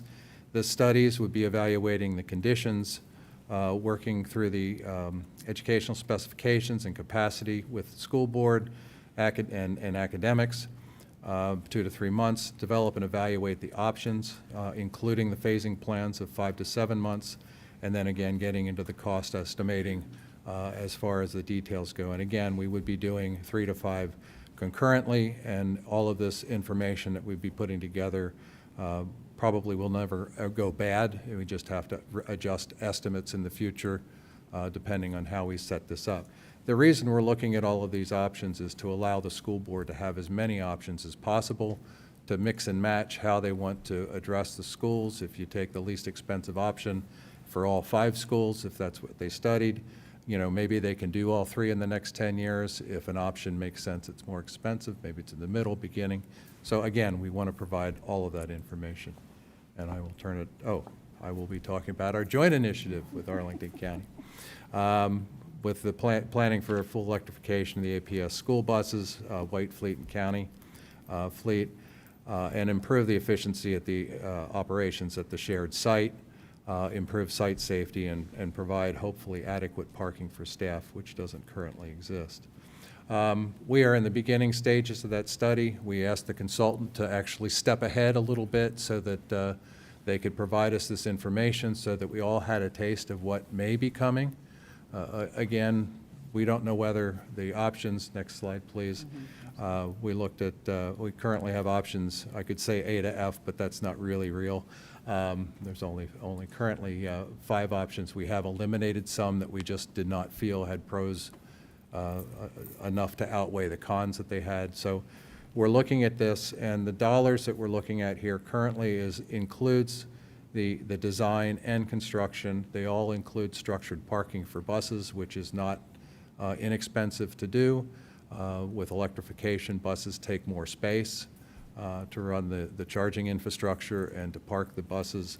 And, you know, we are tight on the parking that we do now with 180 buses. The study will also be looking at how we run the buses, how we charge the buses. Is it long-term charging, short-term charging? Does it have to be charged over, you know, the break between morning students and afternoon pickup? So there's a lot that's going to go into this study, and we will be looking at, you know, ways to economize the options that we have as well. But one thing these costs don't include is how do we phase this? Again, phasing is incredibly important as you look at the study of a project, but where do things have to move off-site? You know, what is going to be, some of them actually takes our complete facility off-site, so we would have to completely relocate our entire operations for up to 2 years. So I'm going to turn it back to Ms. Harper. Thank you, Mr. Chambers. And there was one other handout that we provided, and kind of goes in alignment with the feasibility studies and just when we're looking at our facilities and the utilization of it. There was a question that was posed, just if we could show the number of seats that we expect to have available over the next 10 years. So there is a copy, and thank you, whoever provided us the percentages. Who did that? Oh, Mr. Ruiz. Thank you, Mr. Ruiz, our planner. So, because I read better. But you can see over the next 10 years, you can see how it lays out with regards to our design seat capacity for pre-K to 5, middle school, and high school. So wanted to provide that information as well. And with that, Ms. Diaz-Torres, we'll turn it back over. I'll actually turn it over to you, Chair Garvey, to facilitate Sure, it's your conversation. colleagues through their questions. Thank you. And thank you so much, Ms. Harper, particularly for the last handout that you mentioned. Do appreciate it. And I'm going to ask one quick question, then go to my colleagues. I don't like it. I'm not going to dominate it to start off here. But could you just remind me, it's been a while since I was on the school board, what's the sort of standard size of an elementary school? Back in the day, I think it was 600. What is it these days? The current standard that we're working with is 700 to 750. It's essentially 5 classrooms of each grade establishes that, and it varies because of how many pre-Ks we would put in the building. Great, thank you. And then go ahead with middle and high. I'm just kind of trying to figure out what the... You're going to look at me with I'm middle. going to look at Isn't you that for middle and high. So middle, we actually, right now, we still have a teaming model. So depending on the size of the grade level, typically you will run 3 teams. That's pretty standard. So at 6th grade, that's 5 classes because we have a reading component that's added to it. 7th and 8th grade is normally 4 classes, and then of course the additional classroom settings for all of the electives. Great, and that's how many students then per school? So we have as low as 780, Kathy. Well, I was just thinking the model. What I was wondering was what the model is. To a model, about 1,000. 1,000. So we're going okay. 1,000. Yeah, that's what you're thinking. Sorry. Okay, great. And then high school is now what, 16? Is that where we're at? I don't want to play with high school. Where are we in high school? It's about 2,200. It varies per school. It depends on what additional capacity we built in and the population in that particular building. All right, thank you. Thank you. No problem. I'll turn it over to my colleagues and see who would like to start us off with questions. There's not a light for me to see, so you're going to have to raise your hands. I have, just for my edification, a methodological question. All right, So, August. see, so AD stands for accumulated degradation and DM for deferred maintenance. I mean, in my common sense, I conflate these. You have accumulated degradation when you have deferred maintenance, right? Why do you distinguish? Because the scoring is significantly different. It is. And why So is that the case? deferred maintenance is we deferred it and it needs to be fixed right away. So that really goes into our local projects. Like, we deferred it, we should not have deferred it. Accumulated degradation is just how much the equipment has degraded over the years. So deferred maintenance is the first FCI score we would look at for a concern, right? And so when folks looked at the facility condition assessment report, they saw one school was rated poor, and that is because their FCI score for deferred maintenance was red. But in terms of accumulated degradation, the consultant looked at it just through the years of that equipment degrading through time. Fine, thank you. I understood. Colleagues, other questions at the moment? Ms. Coffey? I can go. I mean, Yeah, go. So I think one thing relative, especially to the elementary seat capacity that I've talked about with Ms. Secker-Sutton, as well as some of my colleagues, is really wanting to do some form of studying of can we use that capacity for childcare, and not just pre-K, but really 0 to 5. I don't think it's smart to get rid of any facilities. I don't think it's smart to really kind of tie our hands because in the future our capacity may need to go up again. But we have a huge community need for childcare, and we have facilities that are close to reasonably useful for a similar purpose. I don't know that it's a simple one-to-one swap over. I know that it's not a simple one-to-one swap over, but if we can think in terms of capital planning and feasibility study about how would we get from where we are today to where we could use these spaces as they are available, 1 or 2 classrooms here, 1 or 2 classrooms there, to meet the community need for childcare. I think that's something that I am passionately interested in because affordability and supply of childcare are directly intertwined, and we are not serving our community well on either front right now. I'm going to just chime in and say, agree, as someone who now very much cares about that, and something that we talked about pretty extensively in the budget conversations and the work sessions was the fact that we have actually been overstaffing for childcare and have not actually been able to fill all of the seats necessarily because of lack of awareness of the programs that we do have and being able to effectively promote that. So yeah, and that's been a challenge for us. So we are being very innovative and trying all sorts of different strategies, and also the more promo you all can help us with, the better. So are you saying that you've got spaces for childcare that aren't being used? Early childhood. Not childcare, but early childhood, the pre-K seats. Pre-K. Yeah. Okay. Yeah, and it is tough because pre-K is very different than infant and toddler care, and pre-K is the most available in the private market and the most affordable in the private market. And so a lot of the work I've done professionally really shows that pulling pre-K separate from the 0 to 3s can oftentimes hurt the 0 to 3s and lead to these kind of market distortions where it looks like we have slots available, but they're just not aligned with.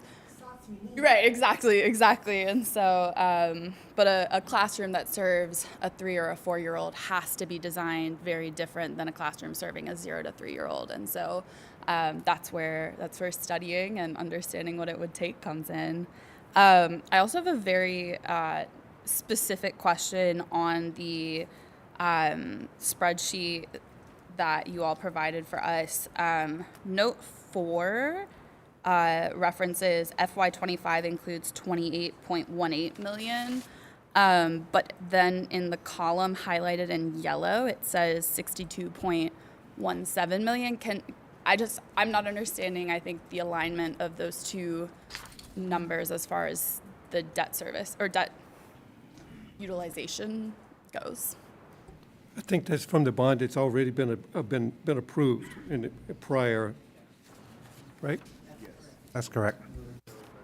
Okay, so I guess it's a little confusing to have it combined in rather than in the previously approved column. If that, I would have thought it would be in previously approved if it's previously approved.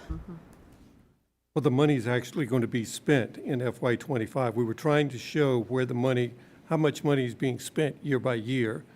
The bond was a previous year, previously approved. Yeah. It's kind of hard to show. Yeah. I think that's helpful. I think I just, looking at this, want to make sure that we're not looking for an additional 30 million in capacity at some point in time. Yeah. Okay. So I'll pass it along. Okay. I could just go around. Ms. Cunningham, do you have any questions at the moment? Yeah. Mr. DeFerrante has. All the way over there. Mr. DeFerrante. Thank Take it you, away. Mrs. Cunningham, and thank you, Madam Chair. So, see if I can see if I understand the big picture a little bit. First, I think we all promised to spend a lot of our summer together, and it is now almost summer. So, I think, we have got that operating budget work to do together, and I hope we will get at least a couple or 3 chances to spend some time together this summer.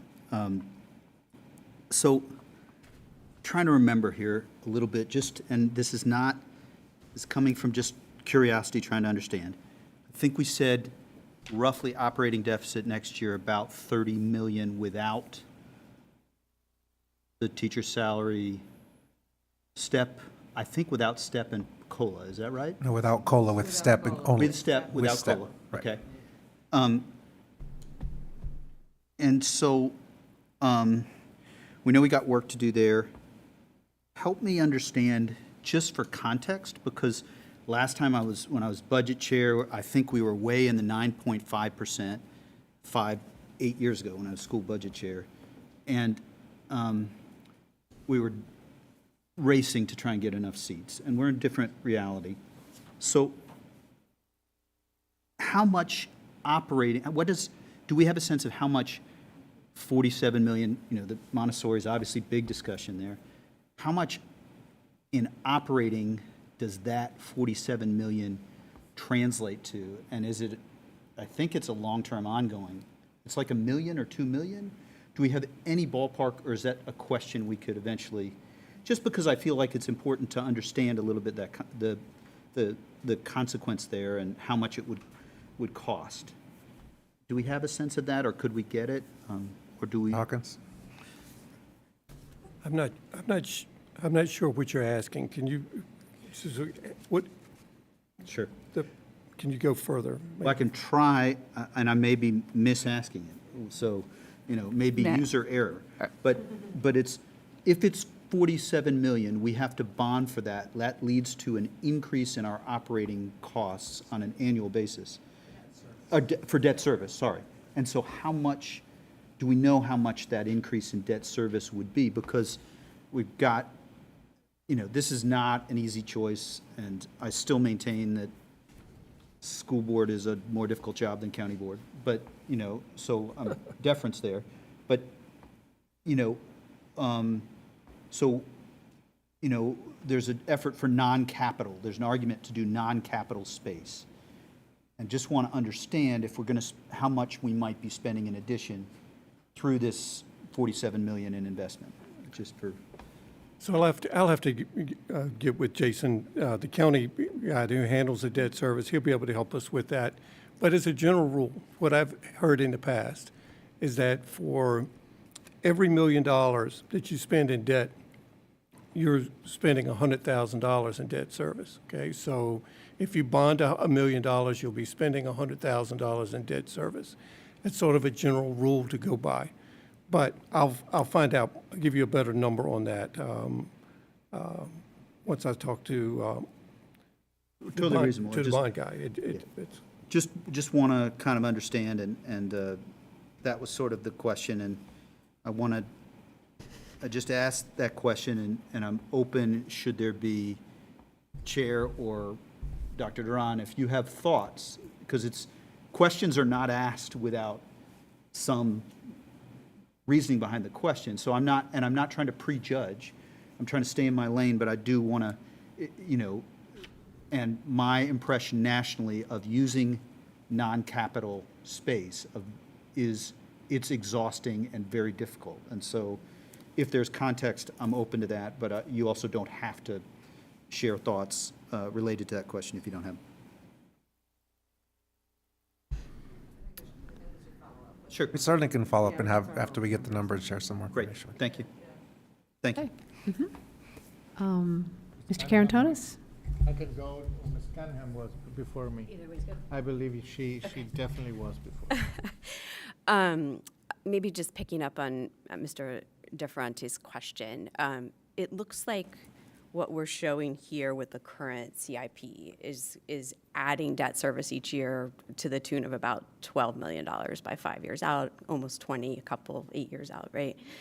And I know we just got through the operating budget with great fanfare and fun, including kind of leaving a uncomfortable bookmark of a structural deficit that also accumulates over time. And I can't tell from my scribbled notes whether in the end we landed on 120 million or 60 million a couple years out, but it's a big number.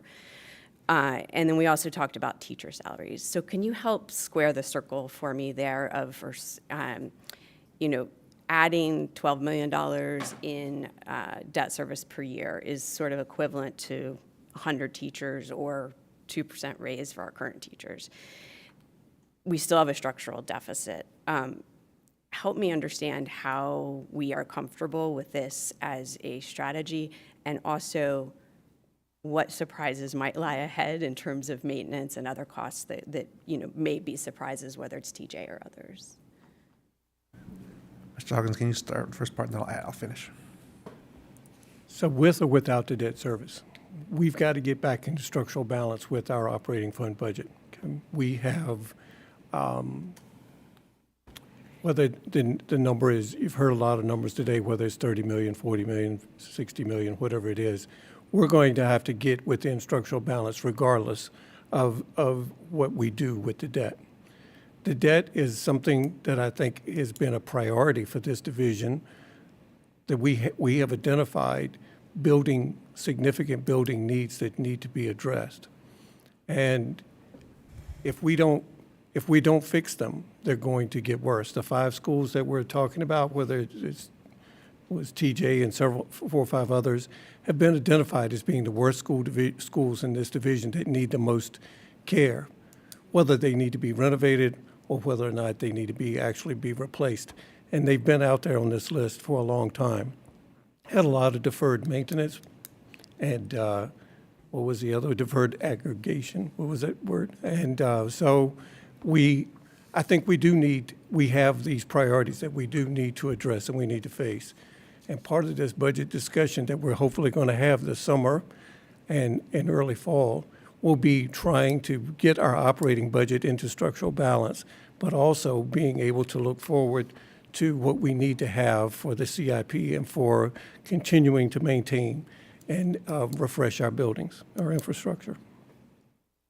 I want to just chime in something quickly, and then I'll turn it over to the superintendent to kind of say even more eloquent things. We have to walk and chew gum at the same time on this one.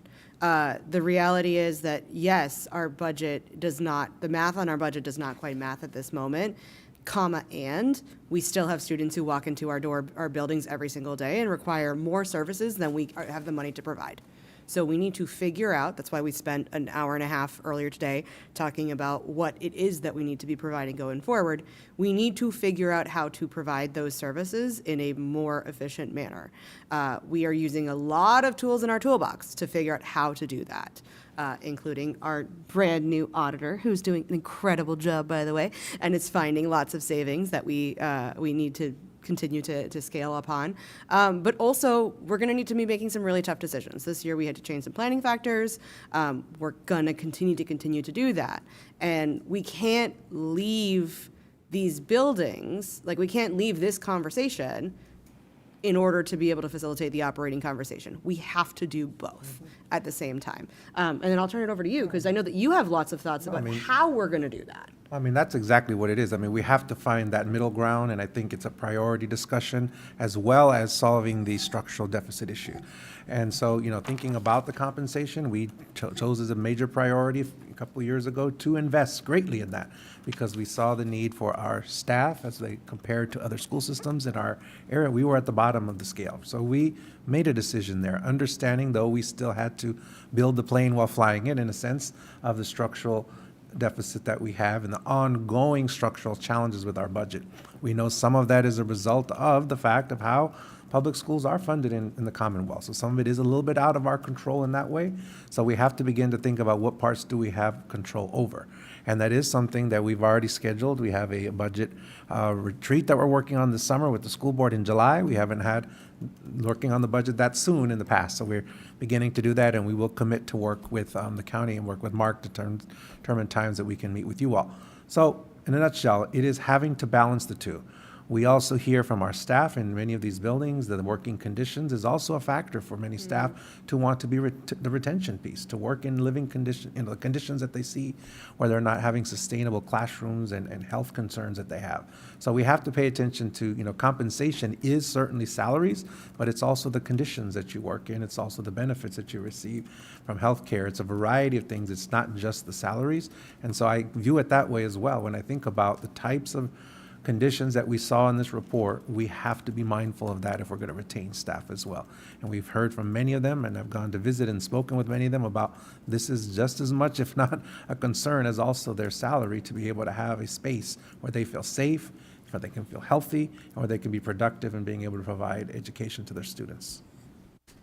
And I think we've heard a lot from community members, I'm sure you have as well, about concerns about whether the CIP has enough in there for the maintenance and renovation. I hear you very much, and I see your numbers here about TJ's really high need on some of the metrics. So can you give us some reassurance or warning about whether this CIP contains a large enough number to meet our community's needs? I'll defer to Ms. Harber, who's been working on that. I would say yes. So again, our work is guided by the long-range plan, and thank you to Ms. Zecker-Sutton, who has helped us move away from plan and development to implementation and execution. So now we're taking this data, and I know a lot of times we get wrapped up in the capital funding, but we also do have the operational funding. We have MCMM, there's another acronym, but that we utilize to address the ongoing concerns. As Kathy had shared when she was reviewing the major infrastructure, we were, I would say, elated, but also I think it validated the team's efforts, that what came out of the assessment actually aligned in what they were seeing all along, and the items that we've had to defer because of other needs that now we are addressing. So staff see that daily on work orders, that they come in, they see maintenance team members going in on a daily, but they also see it when we're building the playgrounds over the summer. They see it when we're doing stormwater management projects. They see it when we're filling a pothole. They see when we're fixing the leak in the ceiling. So there are ongoing, it's ongoing. So yes, I do see this here. The team works really well together to say, listen, Barcroft is an example. we're doing HVAC. And the project manager said, well, we're looking at the roof. It probably makes sense to do that now versus do HVAC and come back 2-3 years, even though the remaining useful life says we could come back in 2 or 3 years. Why don't we do that now? That makes more sense, and it makes fiscally responsible sense. So I do believe that the money is there. The other thing that we, And we have grant funding. Oh, they're whispering in my ear. I'm sorry. We have grant funding on that project. Got to make sure we get that in. I'll say the other thing, back to your last question as well, I think I forgot, I want to mention is, we are doing a program capacity study as well. You see here some of the information on seats, but we need to understand what is the actual capacity of our buildings. That will be available for us this fall. We also, next summer, will be revisiting and looking at all of our elementary and middle school boundaries and determining, do we have the proper decisions need to be made around facility use, and that might save some dollars as well in some ways, and maybe repurposing or seeing other places to use those facilities for. So we are looking at not just the operating budget. We have to obviously do that as a driver. We also have to look at how we're using our buildings. Are we using them efficiently? And are there any decisions there or that we can make around potential changes to how we use them that might also generate some savings, while also making, as Ms. Diaz-Torres said, some other hard decisions about some of the ways that we spend money and use our dollars to provide things that we just got through at 1 o'clock today, a work session on planning factors. We're really looking deeper at how we spend and utilize our dollars for positions. So it's a combination of things that we're doing, but I think the program capacity study will yield us yet another set of data that can inform what are some ways that we could be more efficient with our use of facilities, and then ultimately savings in operating budget as a result of that. And Madam Chair, I have one more question, but I'll hold it. I think there's a follow-up question from my colleague, and then Ms. Mr. Carantonis. Yeah, and we're here too. I think this is for our staff, but how significant is the difference in terms of impact on our CIP and our debt capacity if it's still 100 million total, but if it becomes 75 in the first year and 25 in the second year? Like, how deeply does that impact what we're able to do? I'm trying to track. You're saying if... So like the placeholder numbers that they've got in their CIP have it pretty evenly divided across the years and across the bond referenda. If the actual need, after the facility studies and things like that, end up moving debt capacity from 1 year and really consolidating it into, one of the 2 years. And so it's still 100 million total because they've allocated the right total amount of capacity. But in order to do Barrett Elementary School, they have to do all of this in 75 million in 1 year and then a lot less in the next year. Does that impact how we are able to?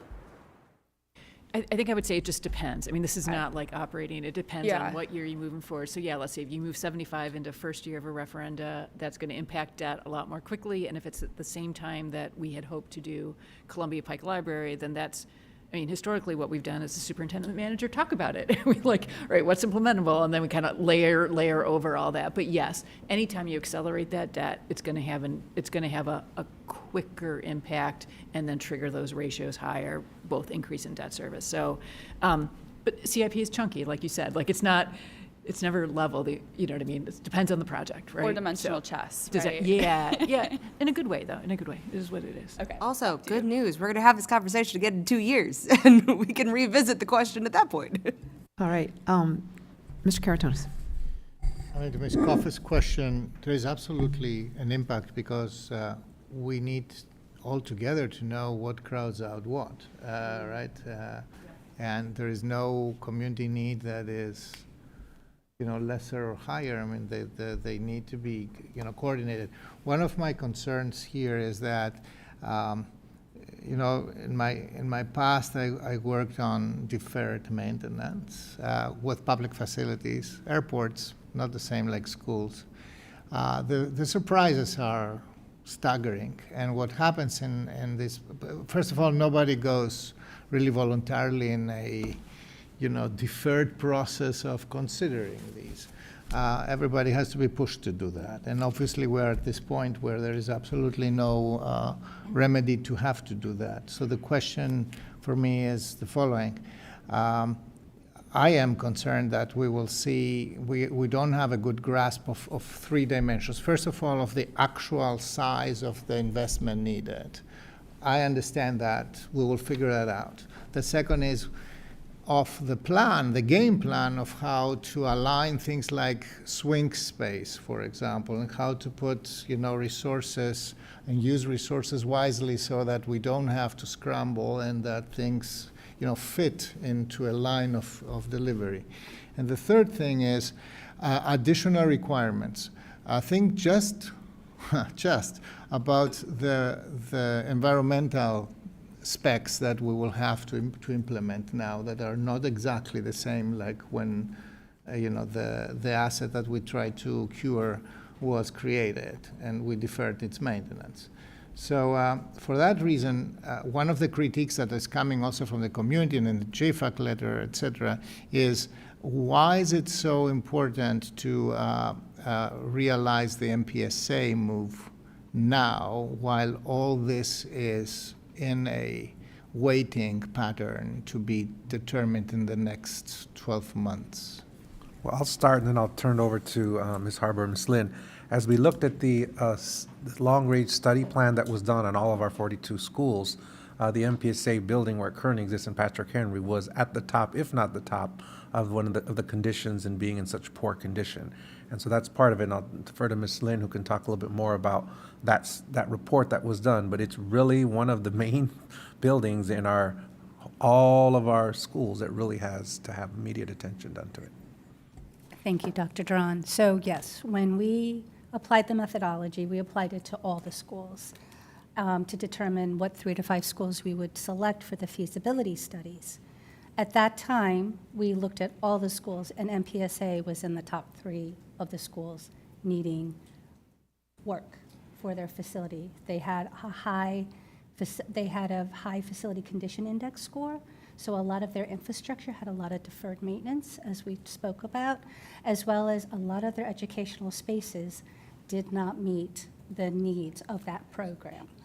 However, we did not put it in the list because at the time, the school board had already given us direction to reuse the Legacy Career Center for the MPSA program. So that's why on this list of 3 to 5 schools, MPSA does not show up, because it had already been directed by the school board to reuse the Legacy Career Center.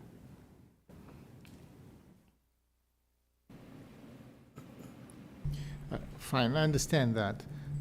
The question is, if the building is such in such poor condition, we're still about 4 years out from leaving this building. If we have such an accumulated deferred maintenance, it's obviously not impacting now, or is it impacting but it's tolerable? It impacts the way we operate. So the schools that were on the list, yes, there are impacts that we, because of deferred maintenance, need to maintain through our operational budget, through emergency purchases if we need them, whether they're HVAC units, whether they're patches to our roofing system, until we can completely either renovate or, reconstruct some of those, the infrastructure needs. So yes, we have been maintaining our schools. As we stated earlier, though, the overall assessment is good for our 41 building portfolio, but we do have needs. It's a large portfolio of buildings, over 5 million square feet. We have taken some, during the pandemic especially, some budget reductions because of those times. And so yes, all our buildings, they continually have needs. So when we talk about sustainability, actually, and the desire to have more sustainable facilities, the best thing we can do sustainably is to take care of our buildings. And that's what we're trying to do. But we know that we have some needs that we have deferred, and that's what we're proposing. Yeah, I just want to note, that's something that's really important for everyone to remember, that leaving MPSA as it is not a cost-neutral option. It will cost us more, and even if we choose to leave it for an extra couple of years, we will likely have things that we will need to replace in the interim. Renee is nodding along, like, just because we have to, because we can't leave a building without roofs or without pest control, things like that. And I will note, we are in fact at time, but as chairs, we've agreed that we're just gonna go an extra 15 minutes. So we'll have until 5:15 before we'll wrap up, just to give us a little bit more time. Okay. Yeah, I just wanted Here, and to, then we'll go back. It's okay.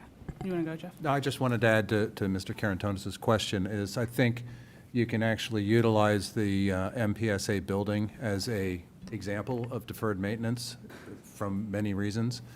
If you recall, that building was to be replaced because it's was one of our smallest buildings, and it didn't really fulfill the program for an elementary school. It was being replaced with fleet. So during that past 10 years, it had deferred maintenance because it was supposed to be closed. When due to continued growth and the growth that we were experiencing, the board decided it would be a great place to move the MPSA program to. So they actually moved it into that building. Some changes were made, modifications, but it's hard to undo deferred maintenance per se. And the building itself has continued to deteriorate in the sense of, it needed a major renovation. And that was the reason it was being replaced in the first place. So I think it's a good example of what happens with deferred maintenance, and it is one of our buildings that needs the most. Ms. Turner, did you have something? I just want to add, I think the unspoken question underpinning some of the MPSA questioning is, should we or do we need to replace seats under the current projections for our elementary capacity? We don't need to replace seats right now. We don't need to build new ones. And that question is being put on MPSA right now because it's first on the list, essentially. Were we to move forward with replacing the seats, then that question may arise again in the future, I imagine, with respect to the feasibility studies for the 5 schools, 3 of which are elementary schools. So I think the question of should we be replacing seats when we don't need seats under current budget constraints is an important one. And to Susan's point about our structural deficit and increasing debt service, there's, I think, at least 3 categories presented in the CIP in terms of questions. 1 is, do we replace seats when we don't need seats right now? 2 is our major infrastructure issues, like the roof and the HVAC, to Mr. Chambers' point about not deferring major needs. And then 3 is the feasibility studies on whether we want to bring our older buildings up to spec and whether we can afford to do that. We probably cannot afford to do all 5, and I don't think there's sufficient funding in the CIP to do all 5, and I don't think anybody thinks there is. We would be getting the studies to make choices about what, if anything, to pursue, and so that's the $4 million line item to do up to 5 studies. But I view those as 3 separate categories, each of which would have different and lesser than the whole impact on our overall debt service, and our annual debt service is part of our operating budget, so I think it needs to be considered. No, thank you. I was going to, okay. Mm-hmm. Yeah, I just wanted to take a slightly different perspective on this whole overall topic and say that, when you look at our elementary school enrollments, we have schools in the southern part of the county that are at or over capacity and will continue to be at or over capacity.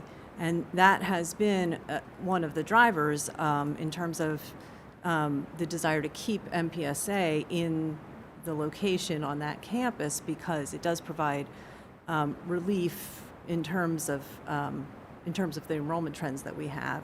And then the second piece I would say is that making this move,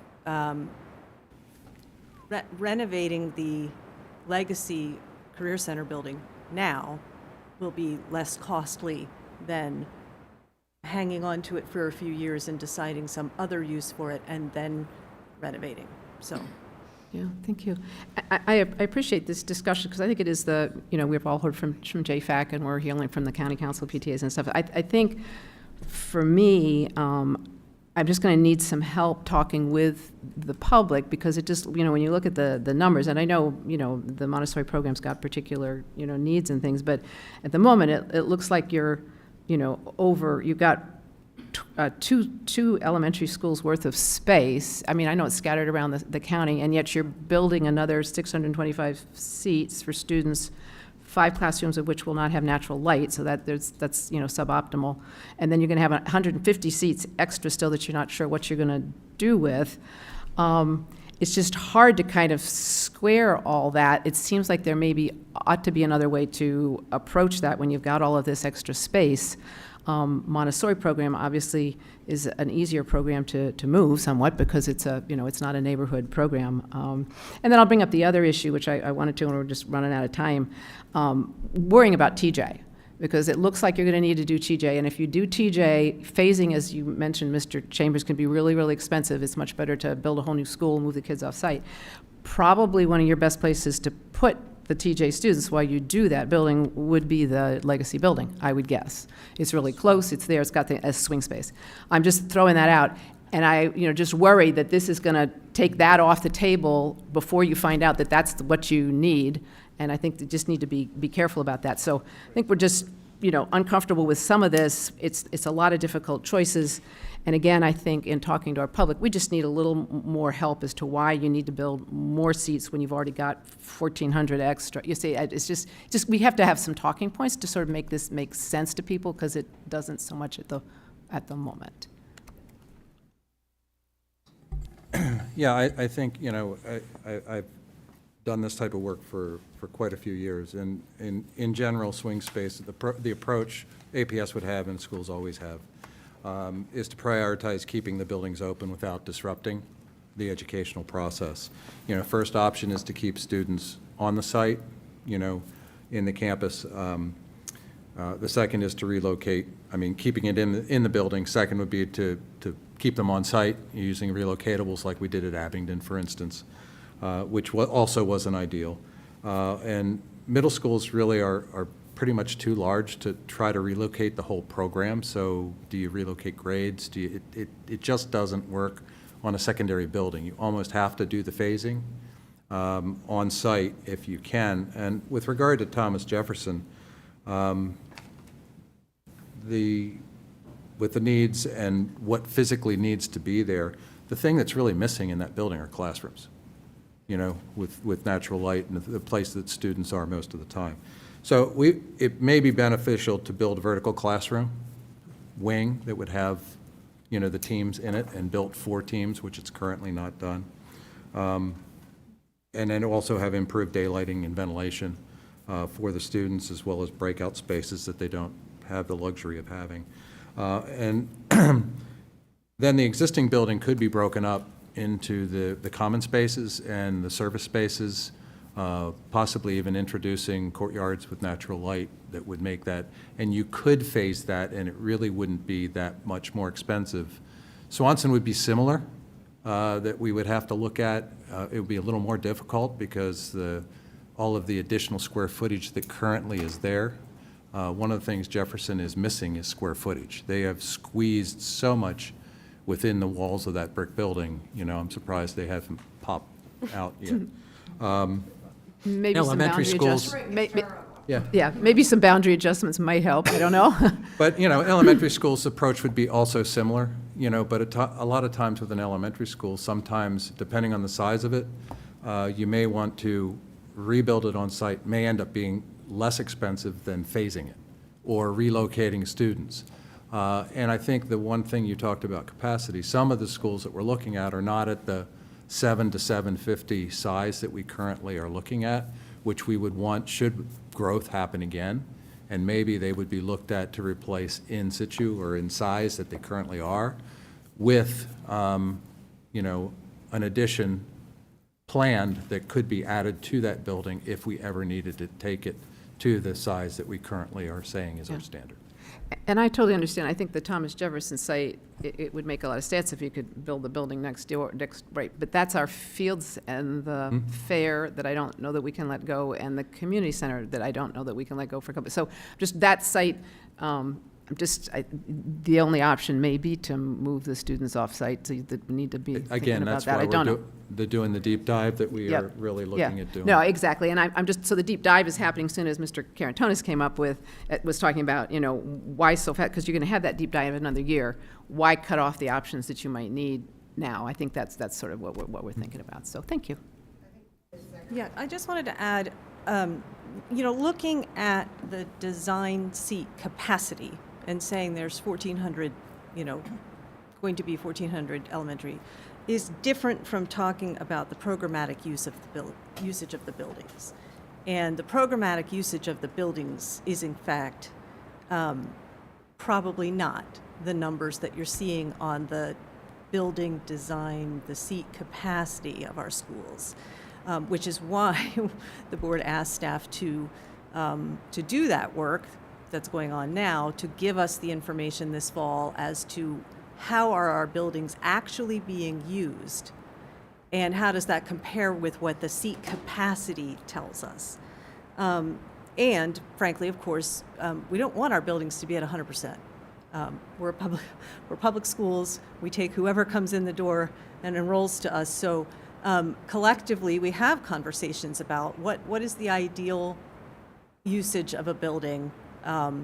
Mr. Hawkins and I talked about this a couple weeks ago. He feels it's 85%. I've heard the superintendent say 90%. Somewhere in there, there's a number, but it is not 100%. And we all know this. So we have to think about what is that reasonable use of space?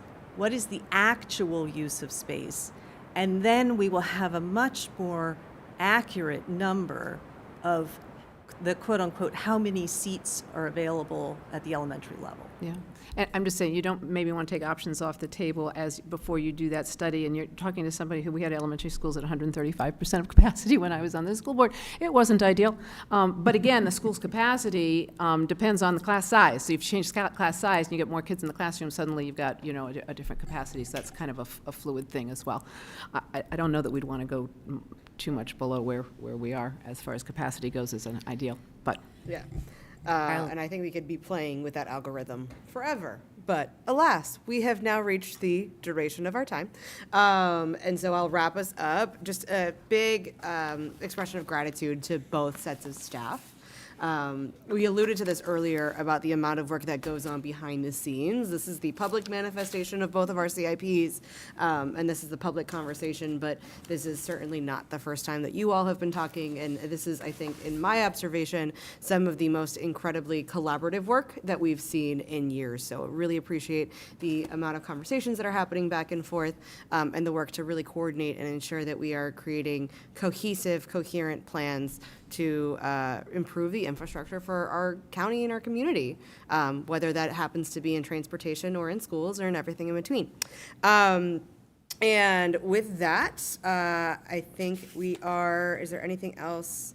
I'll just let people know that our next work session is June 11. Anybody's interested? Fabulous. So, there you go. Yep. Anybody wants to come? Parks and Wait, Rec? don't you have one on Thursday? June 6th. Oops. June 6th. You have Thank one you. on Thursday. Yeah, it's good the chair has people to help her out here. Yeah. Transportation, debt, and Metro. Meanwhile, our next work session is at 6:30 p.m. tonight. So with that, we are going to stand adjourned until our work session on the capital improvement plan with our two advisory committees, the Facilities Advisory Council and the Joint Facilities Advisory Council, our committee, and we will reconvene at 6:30 p.m. We stand in recess.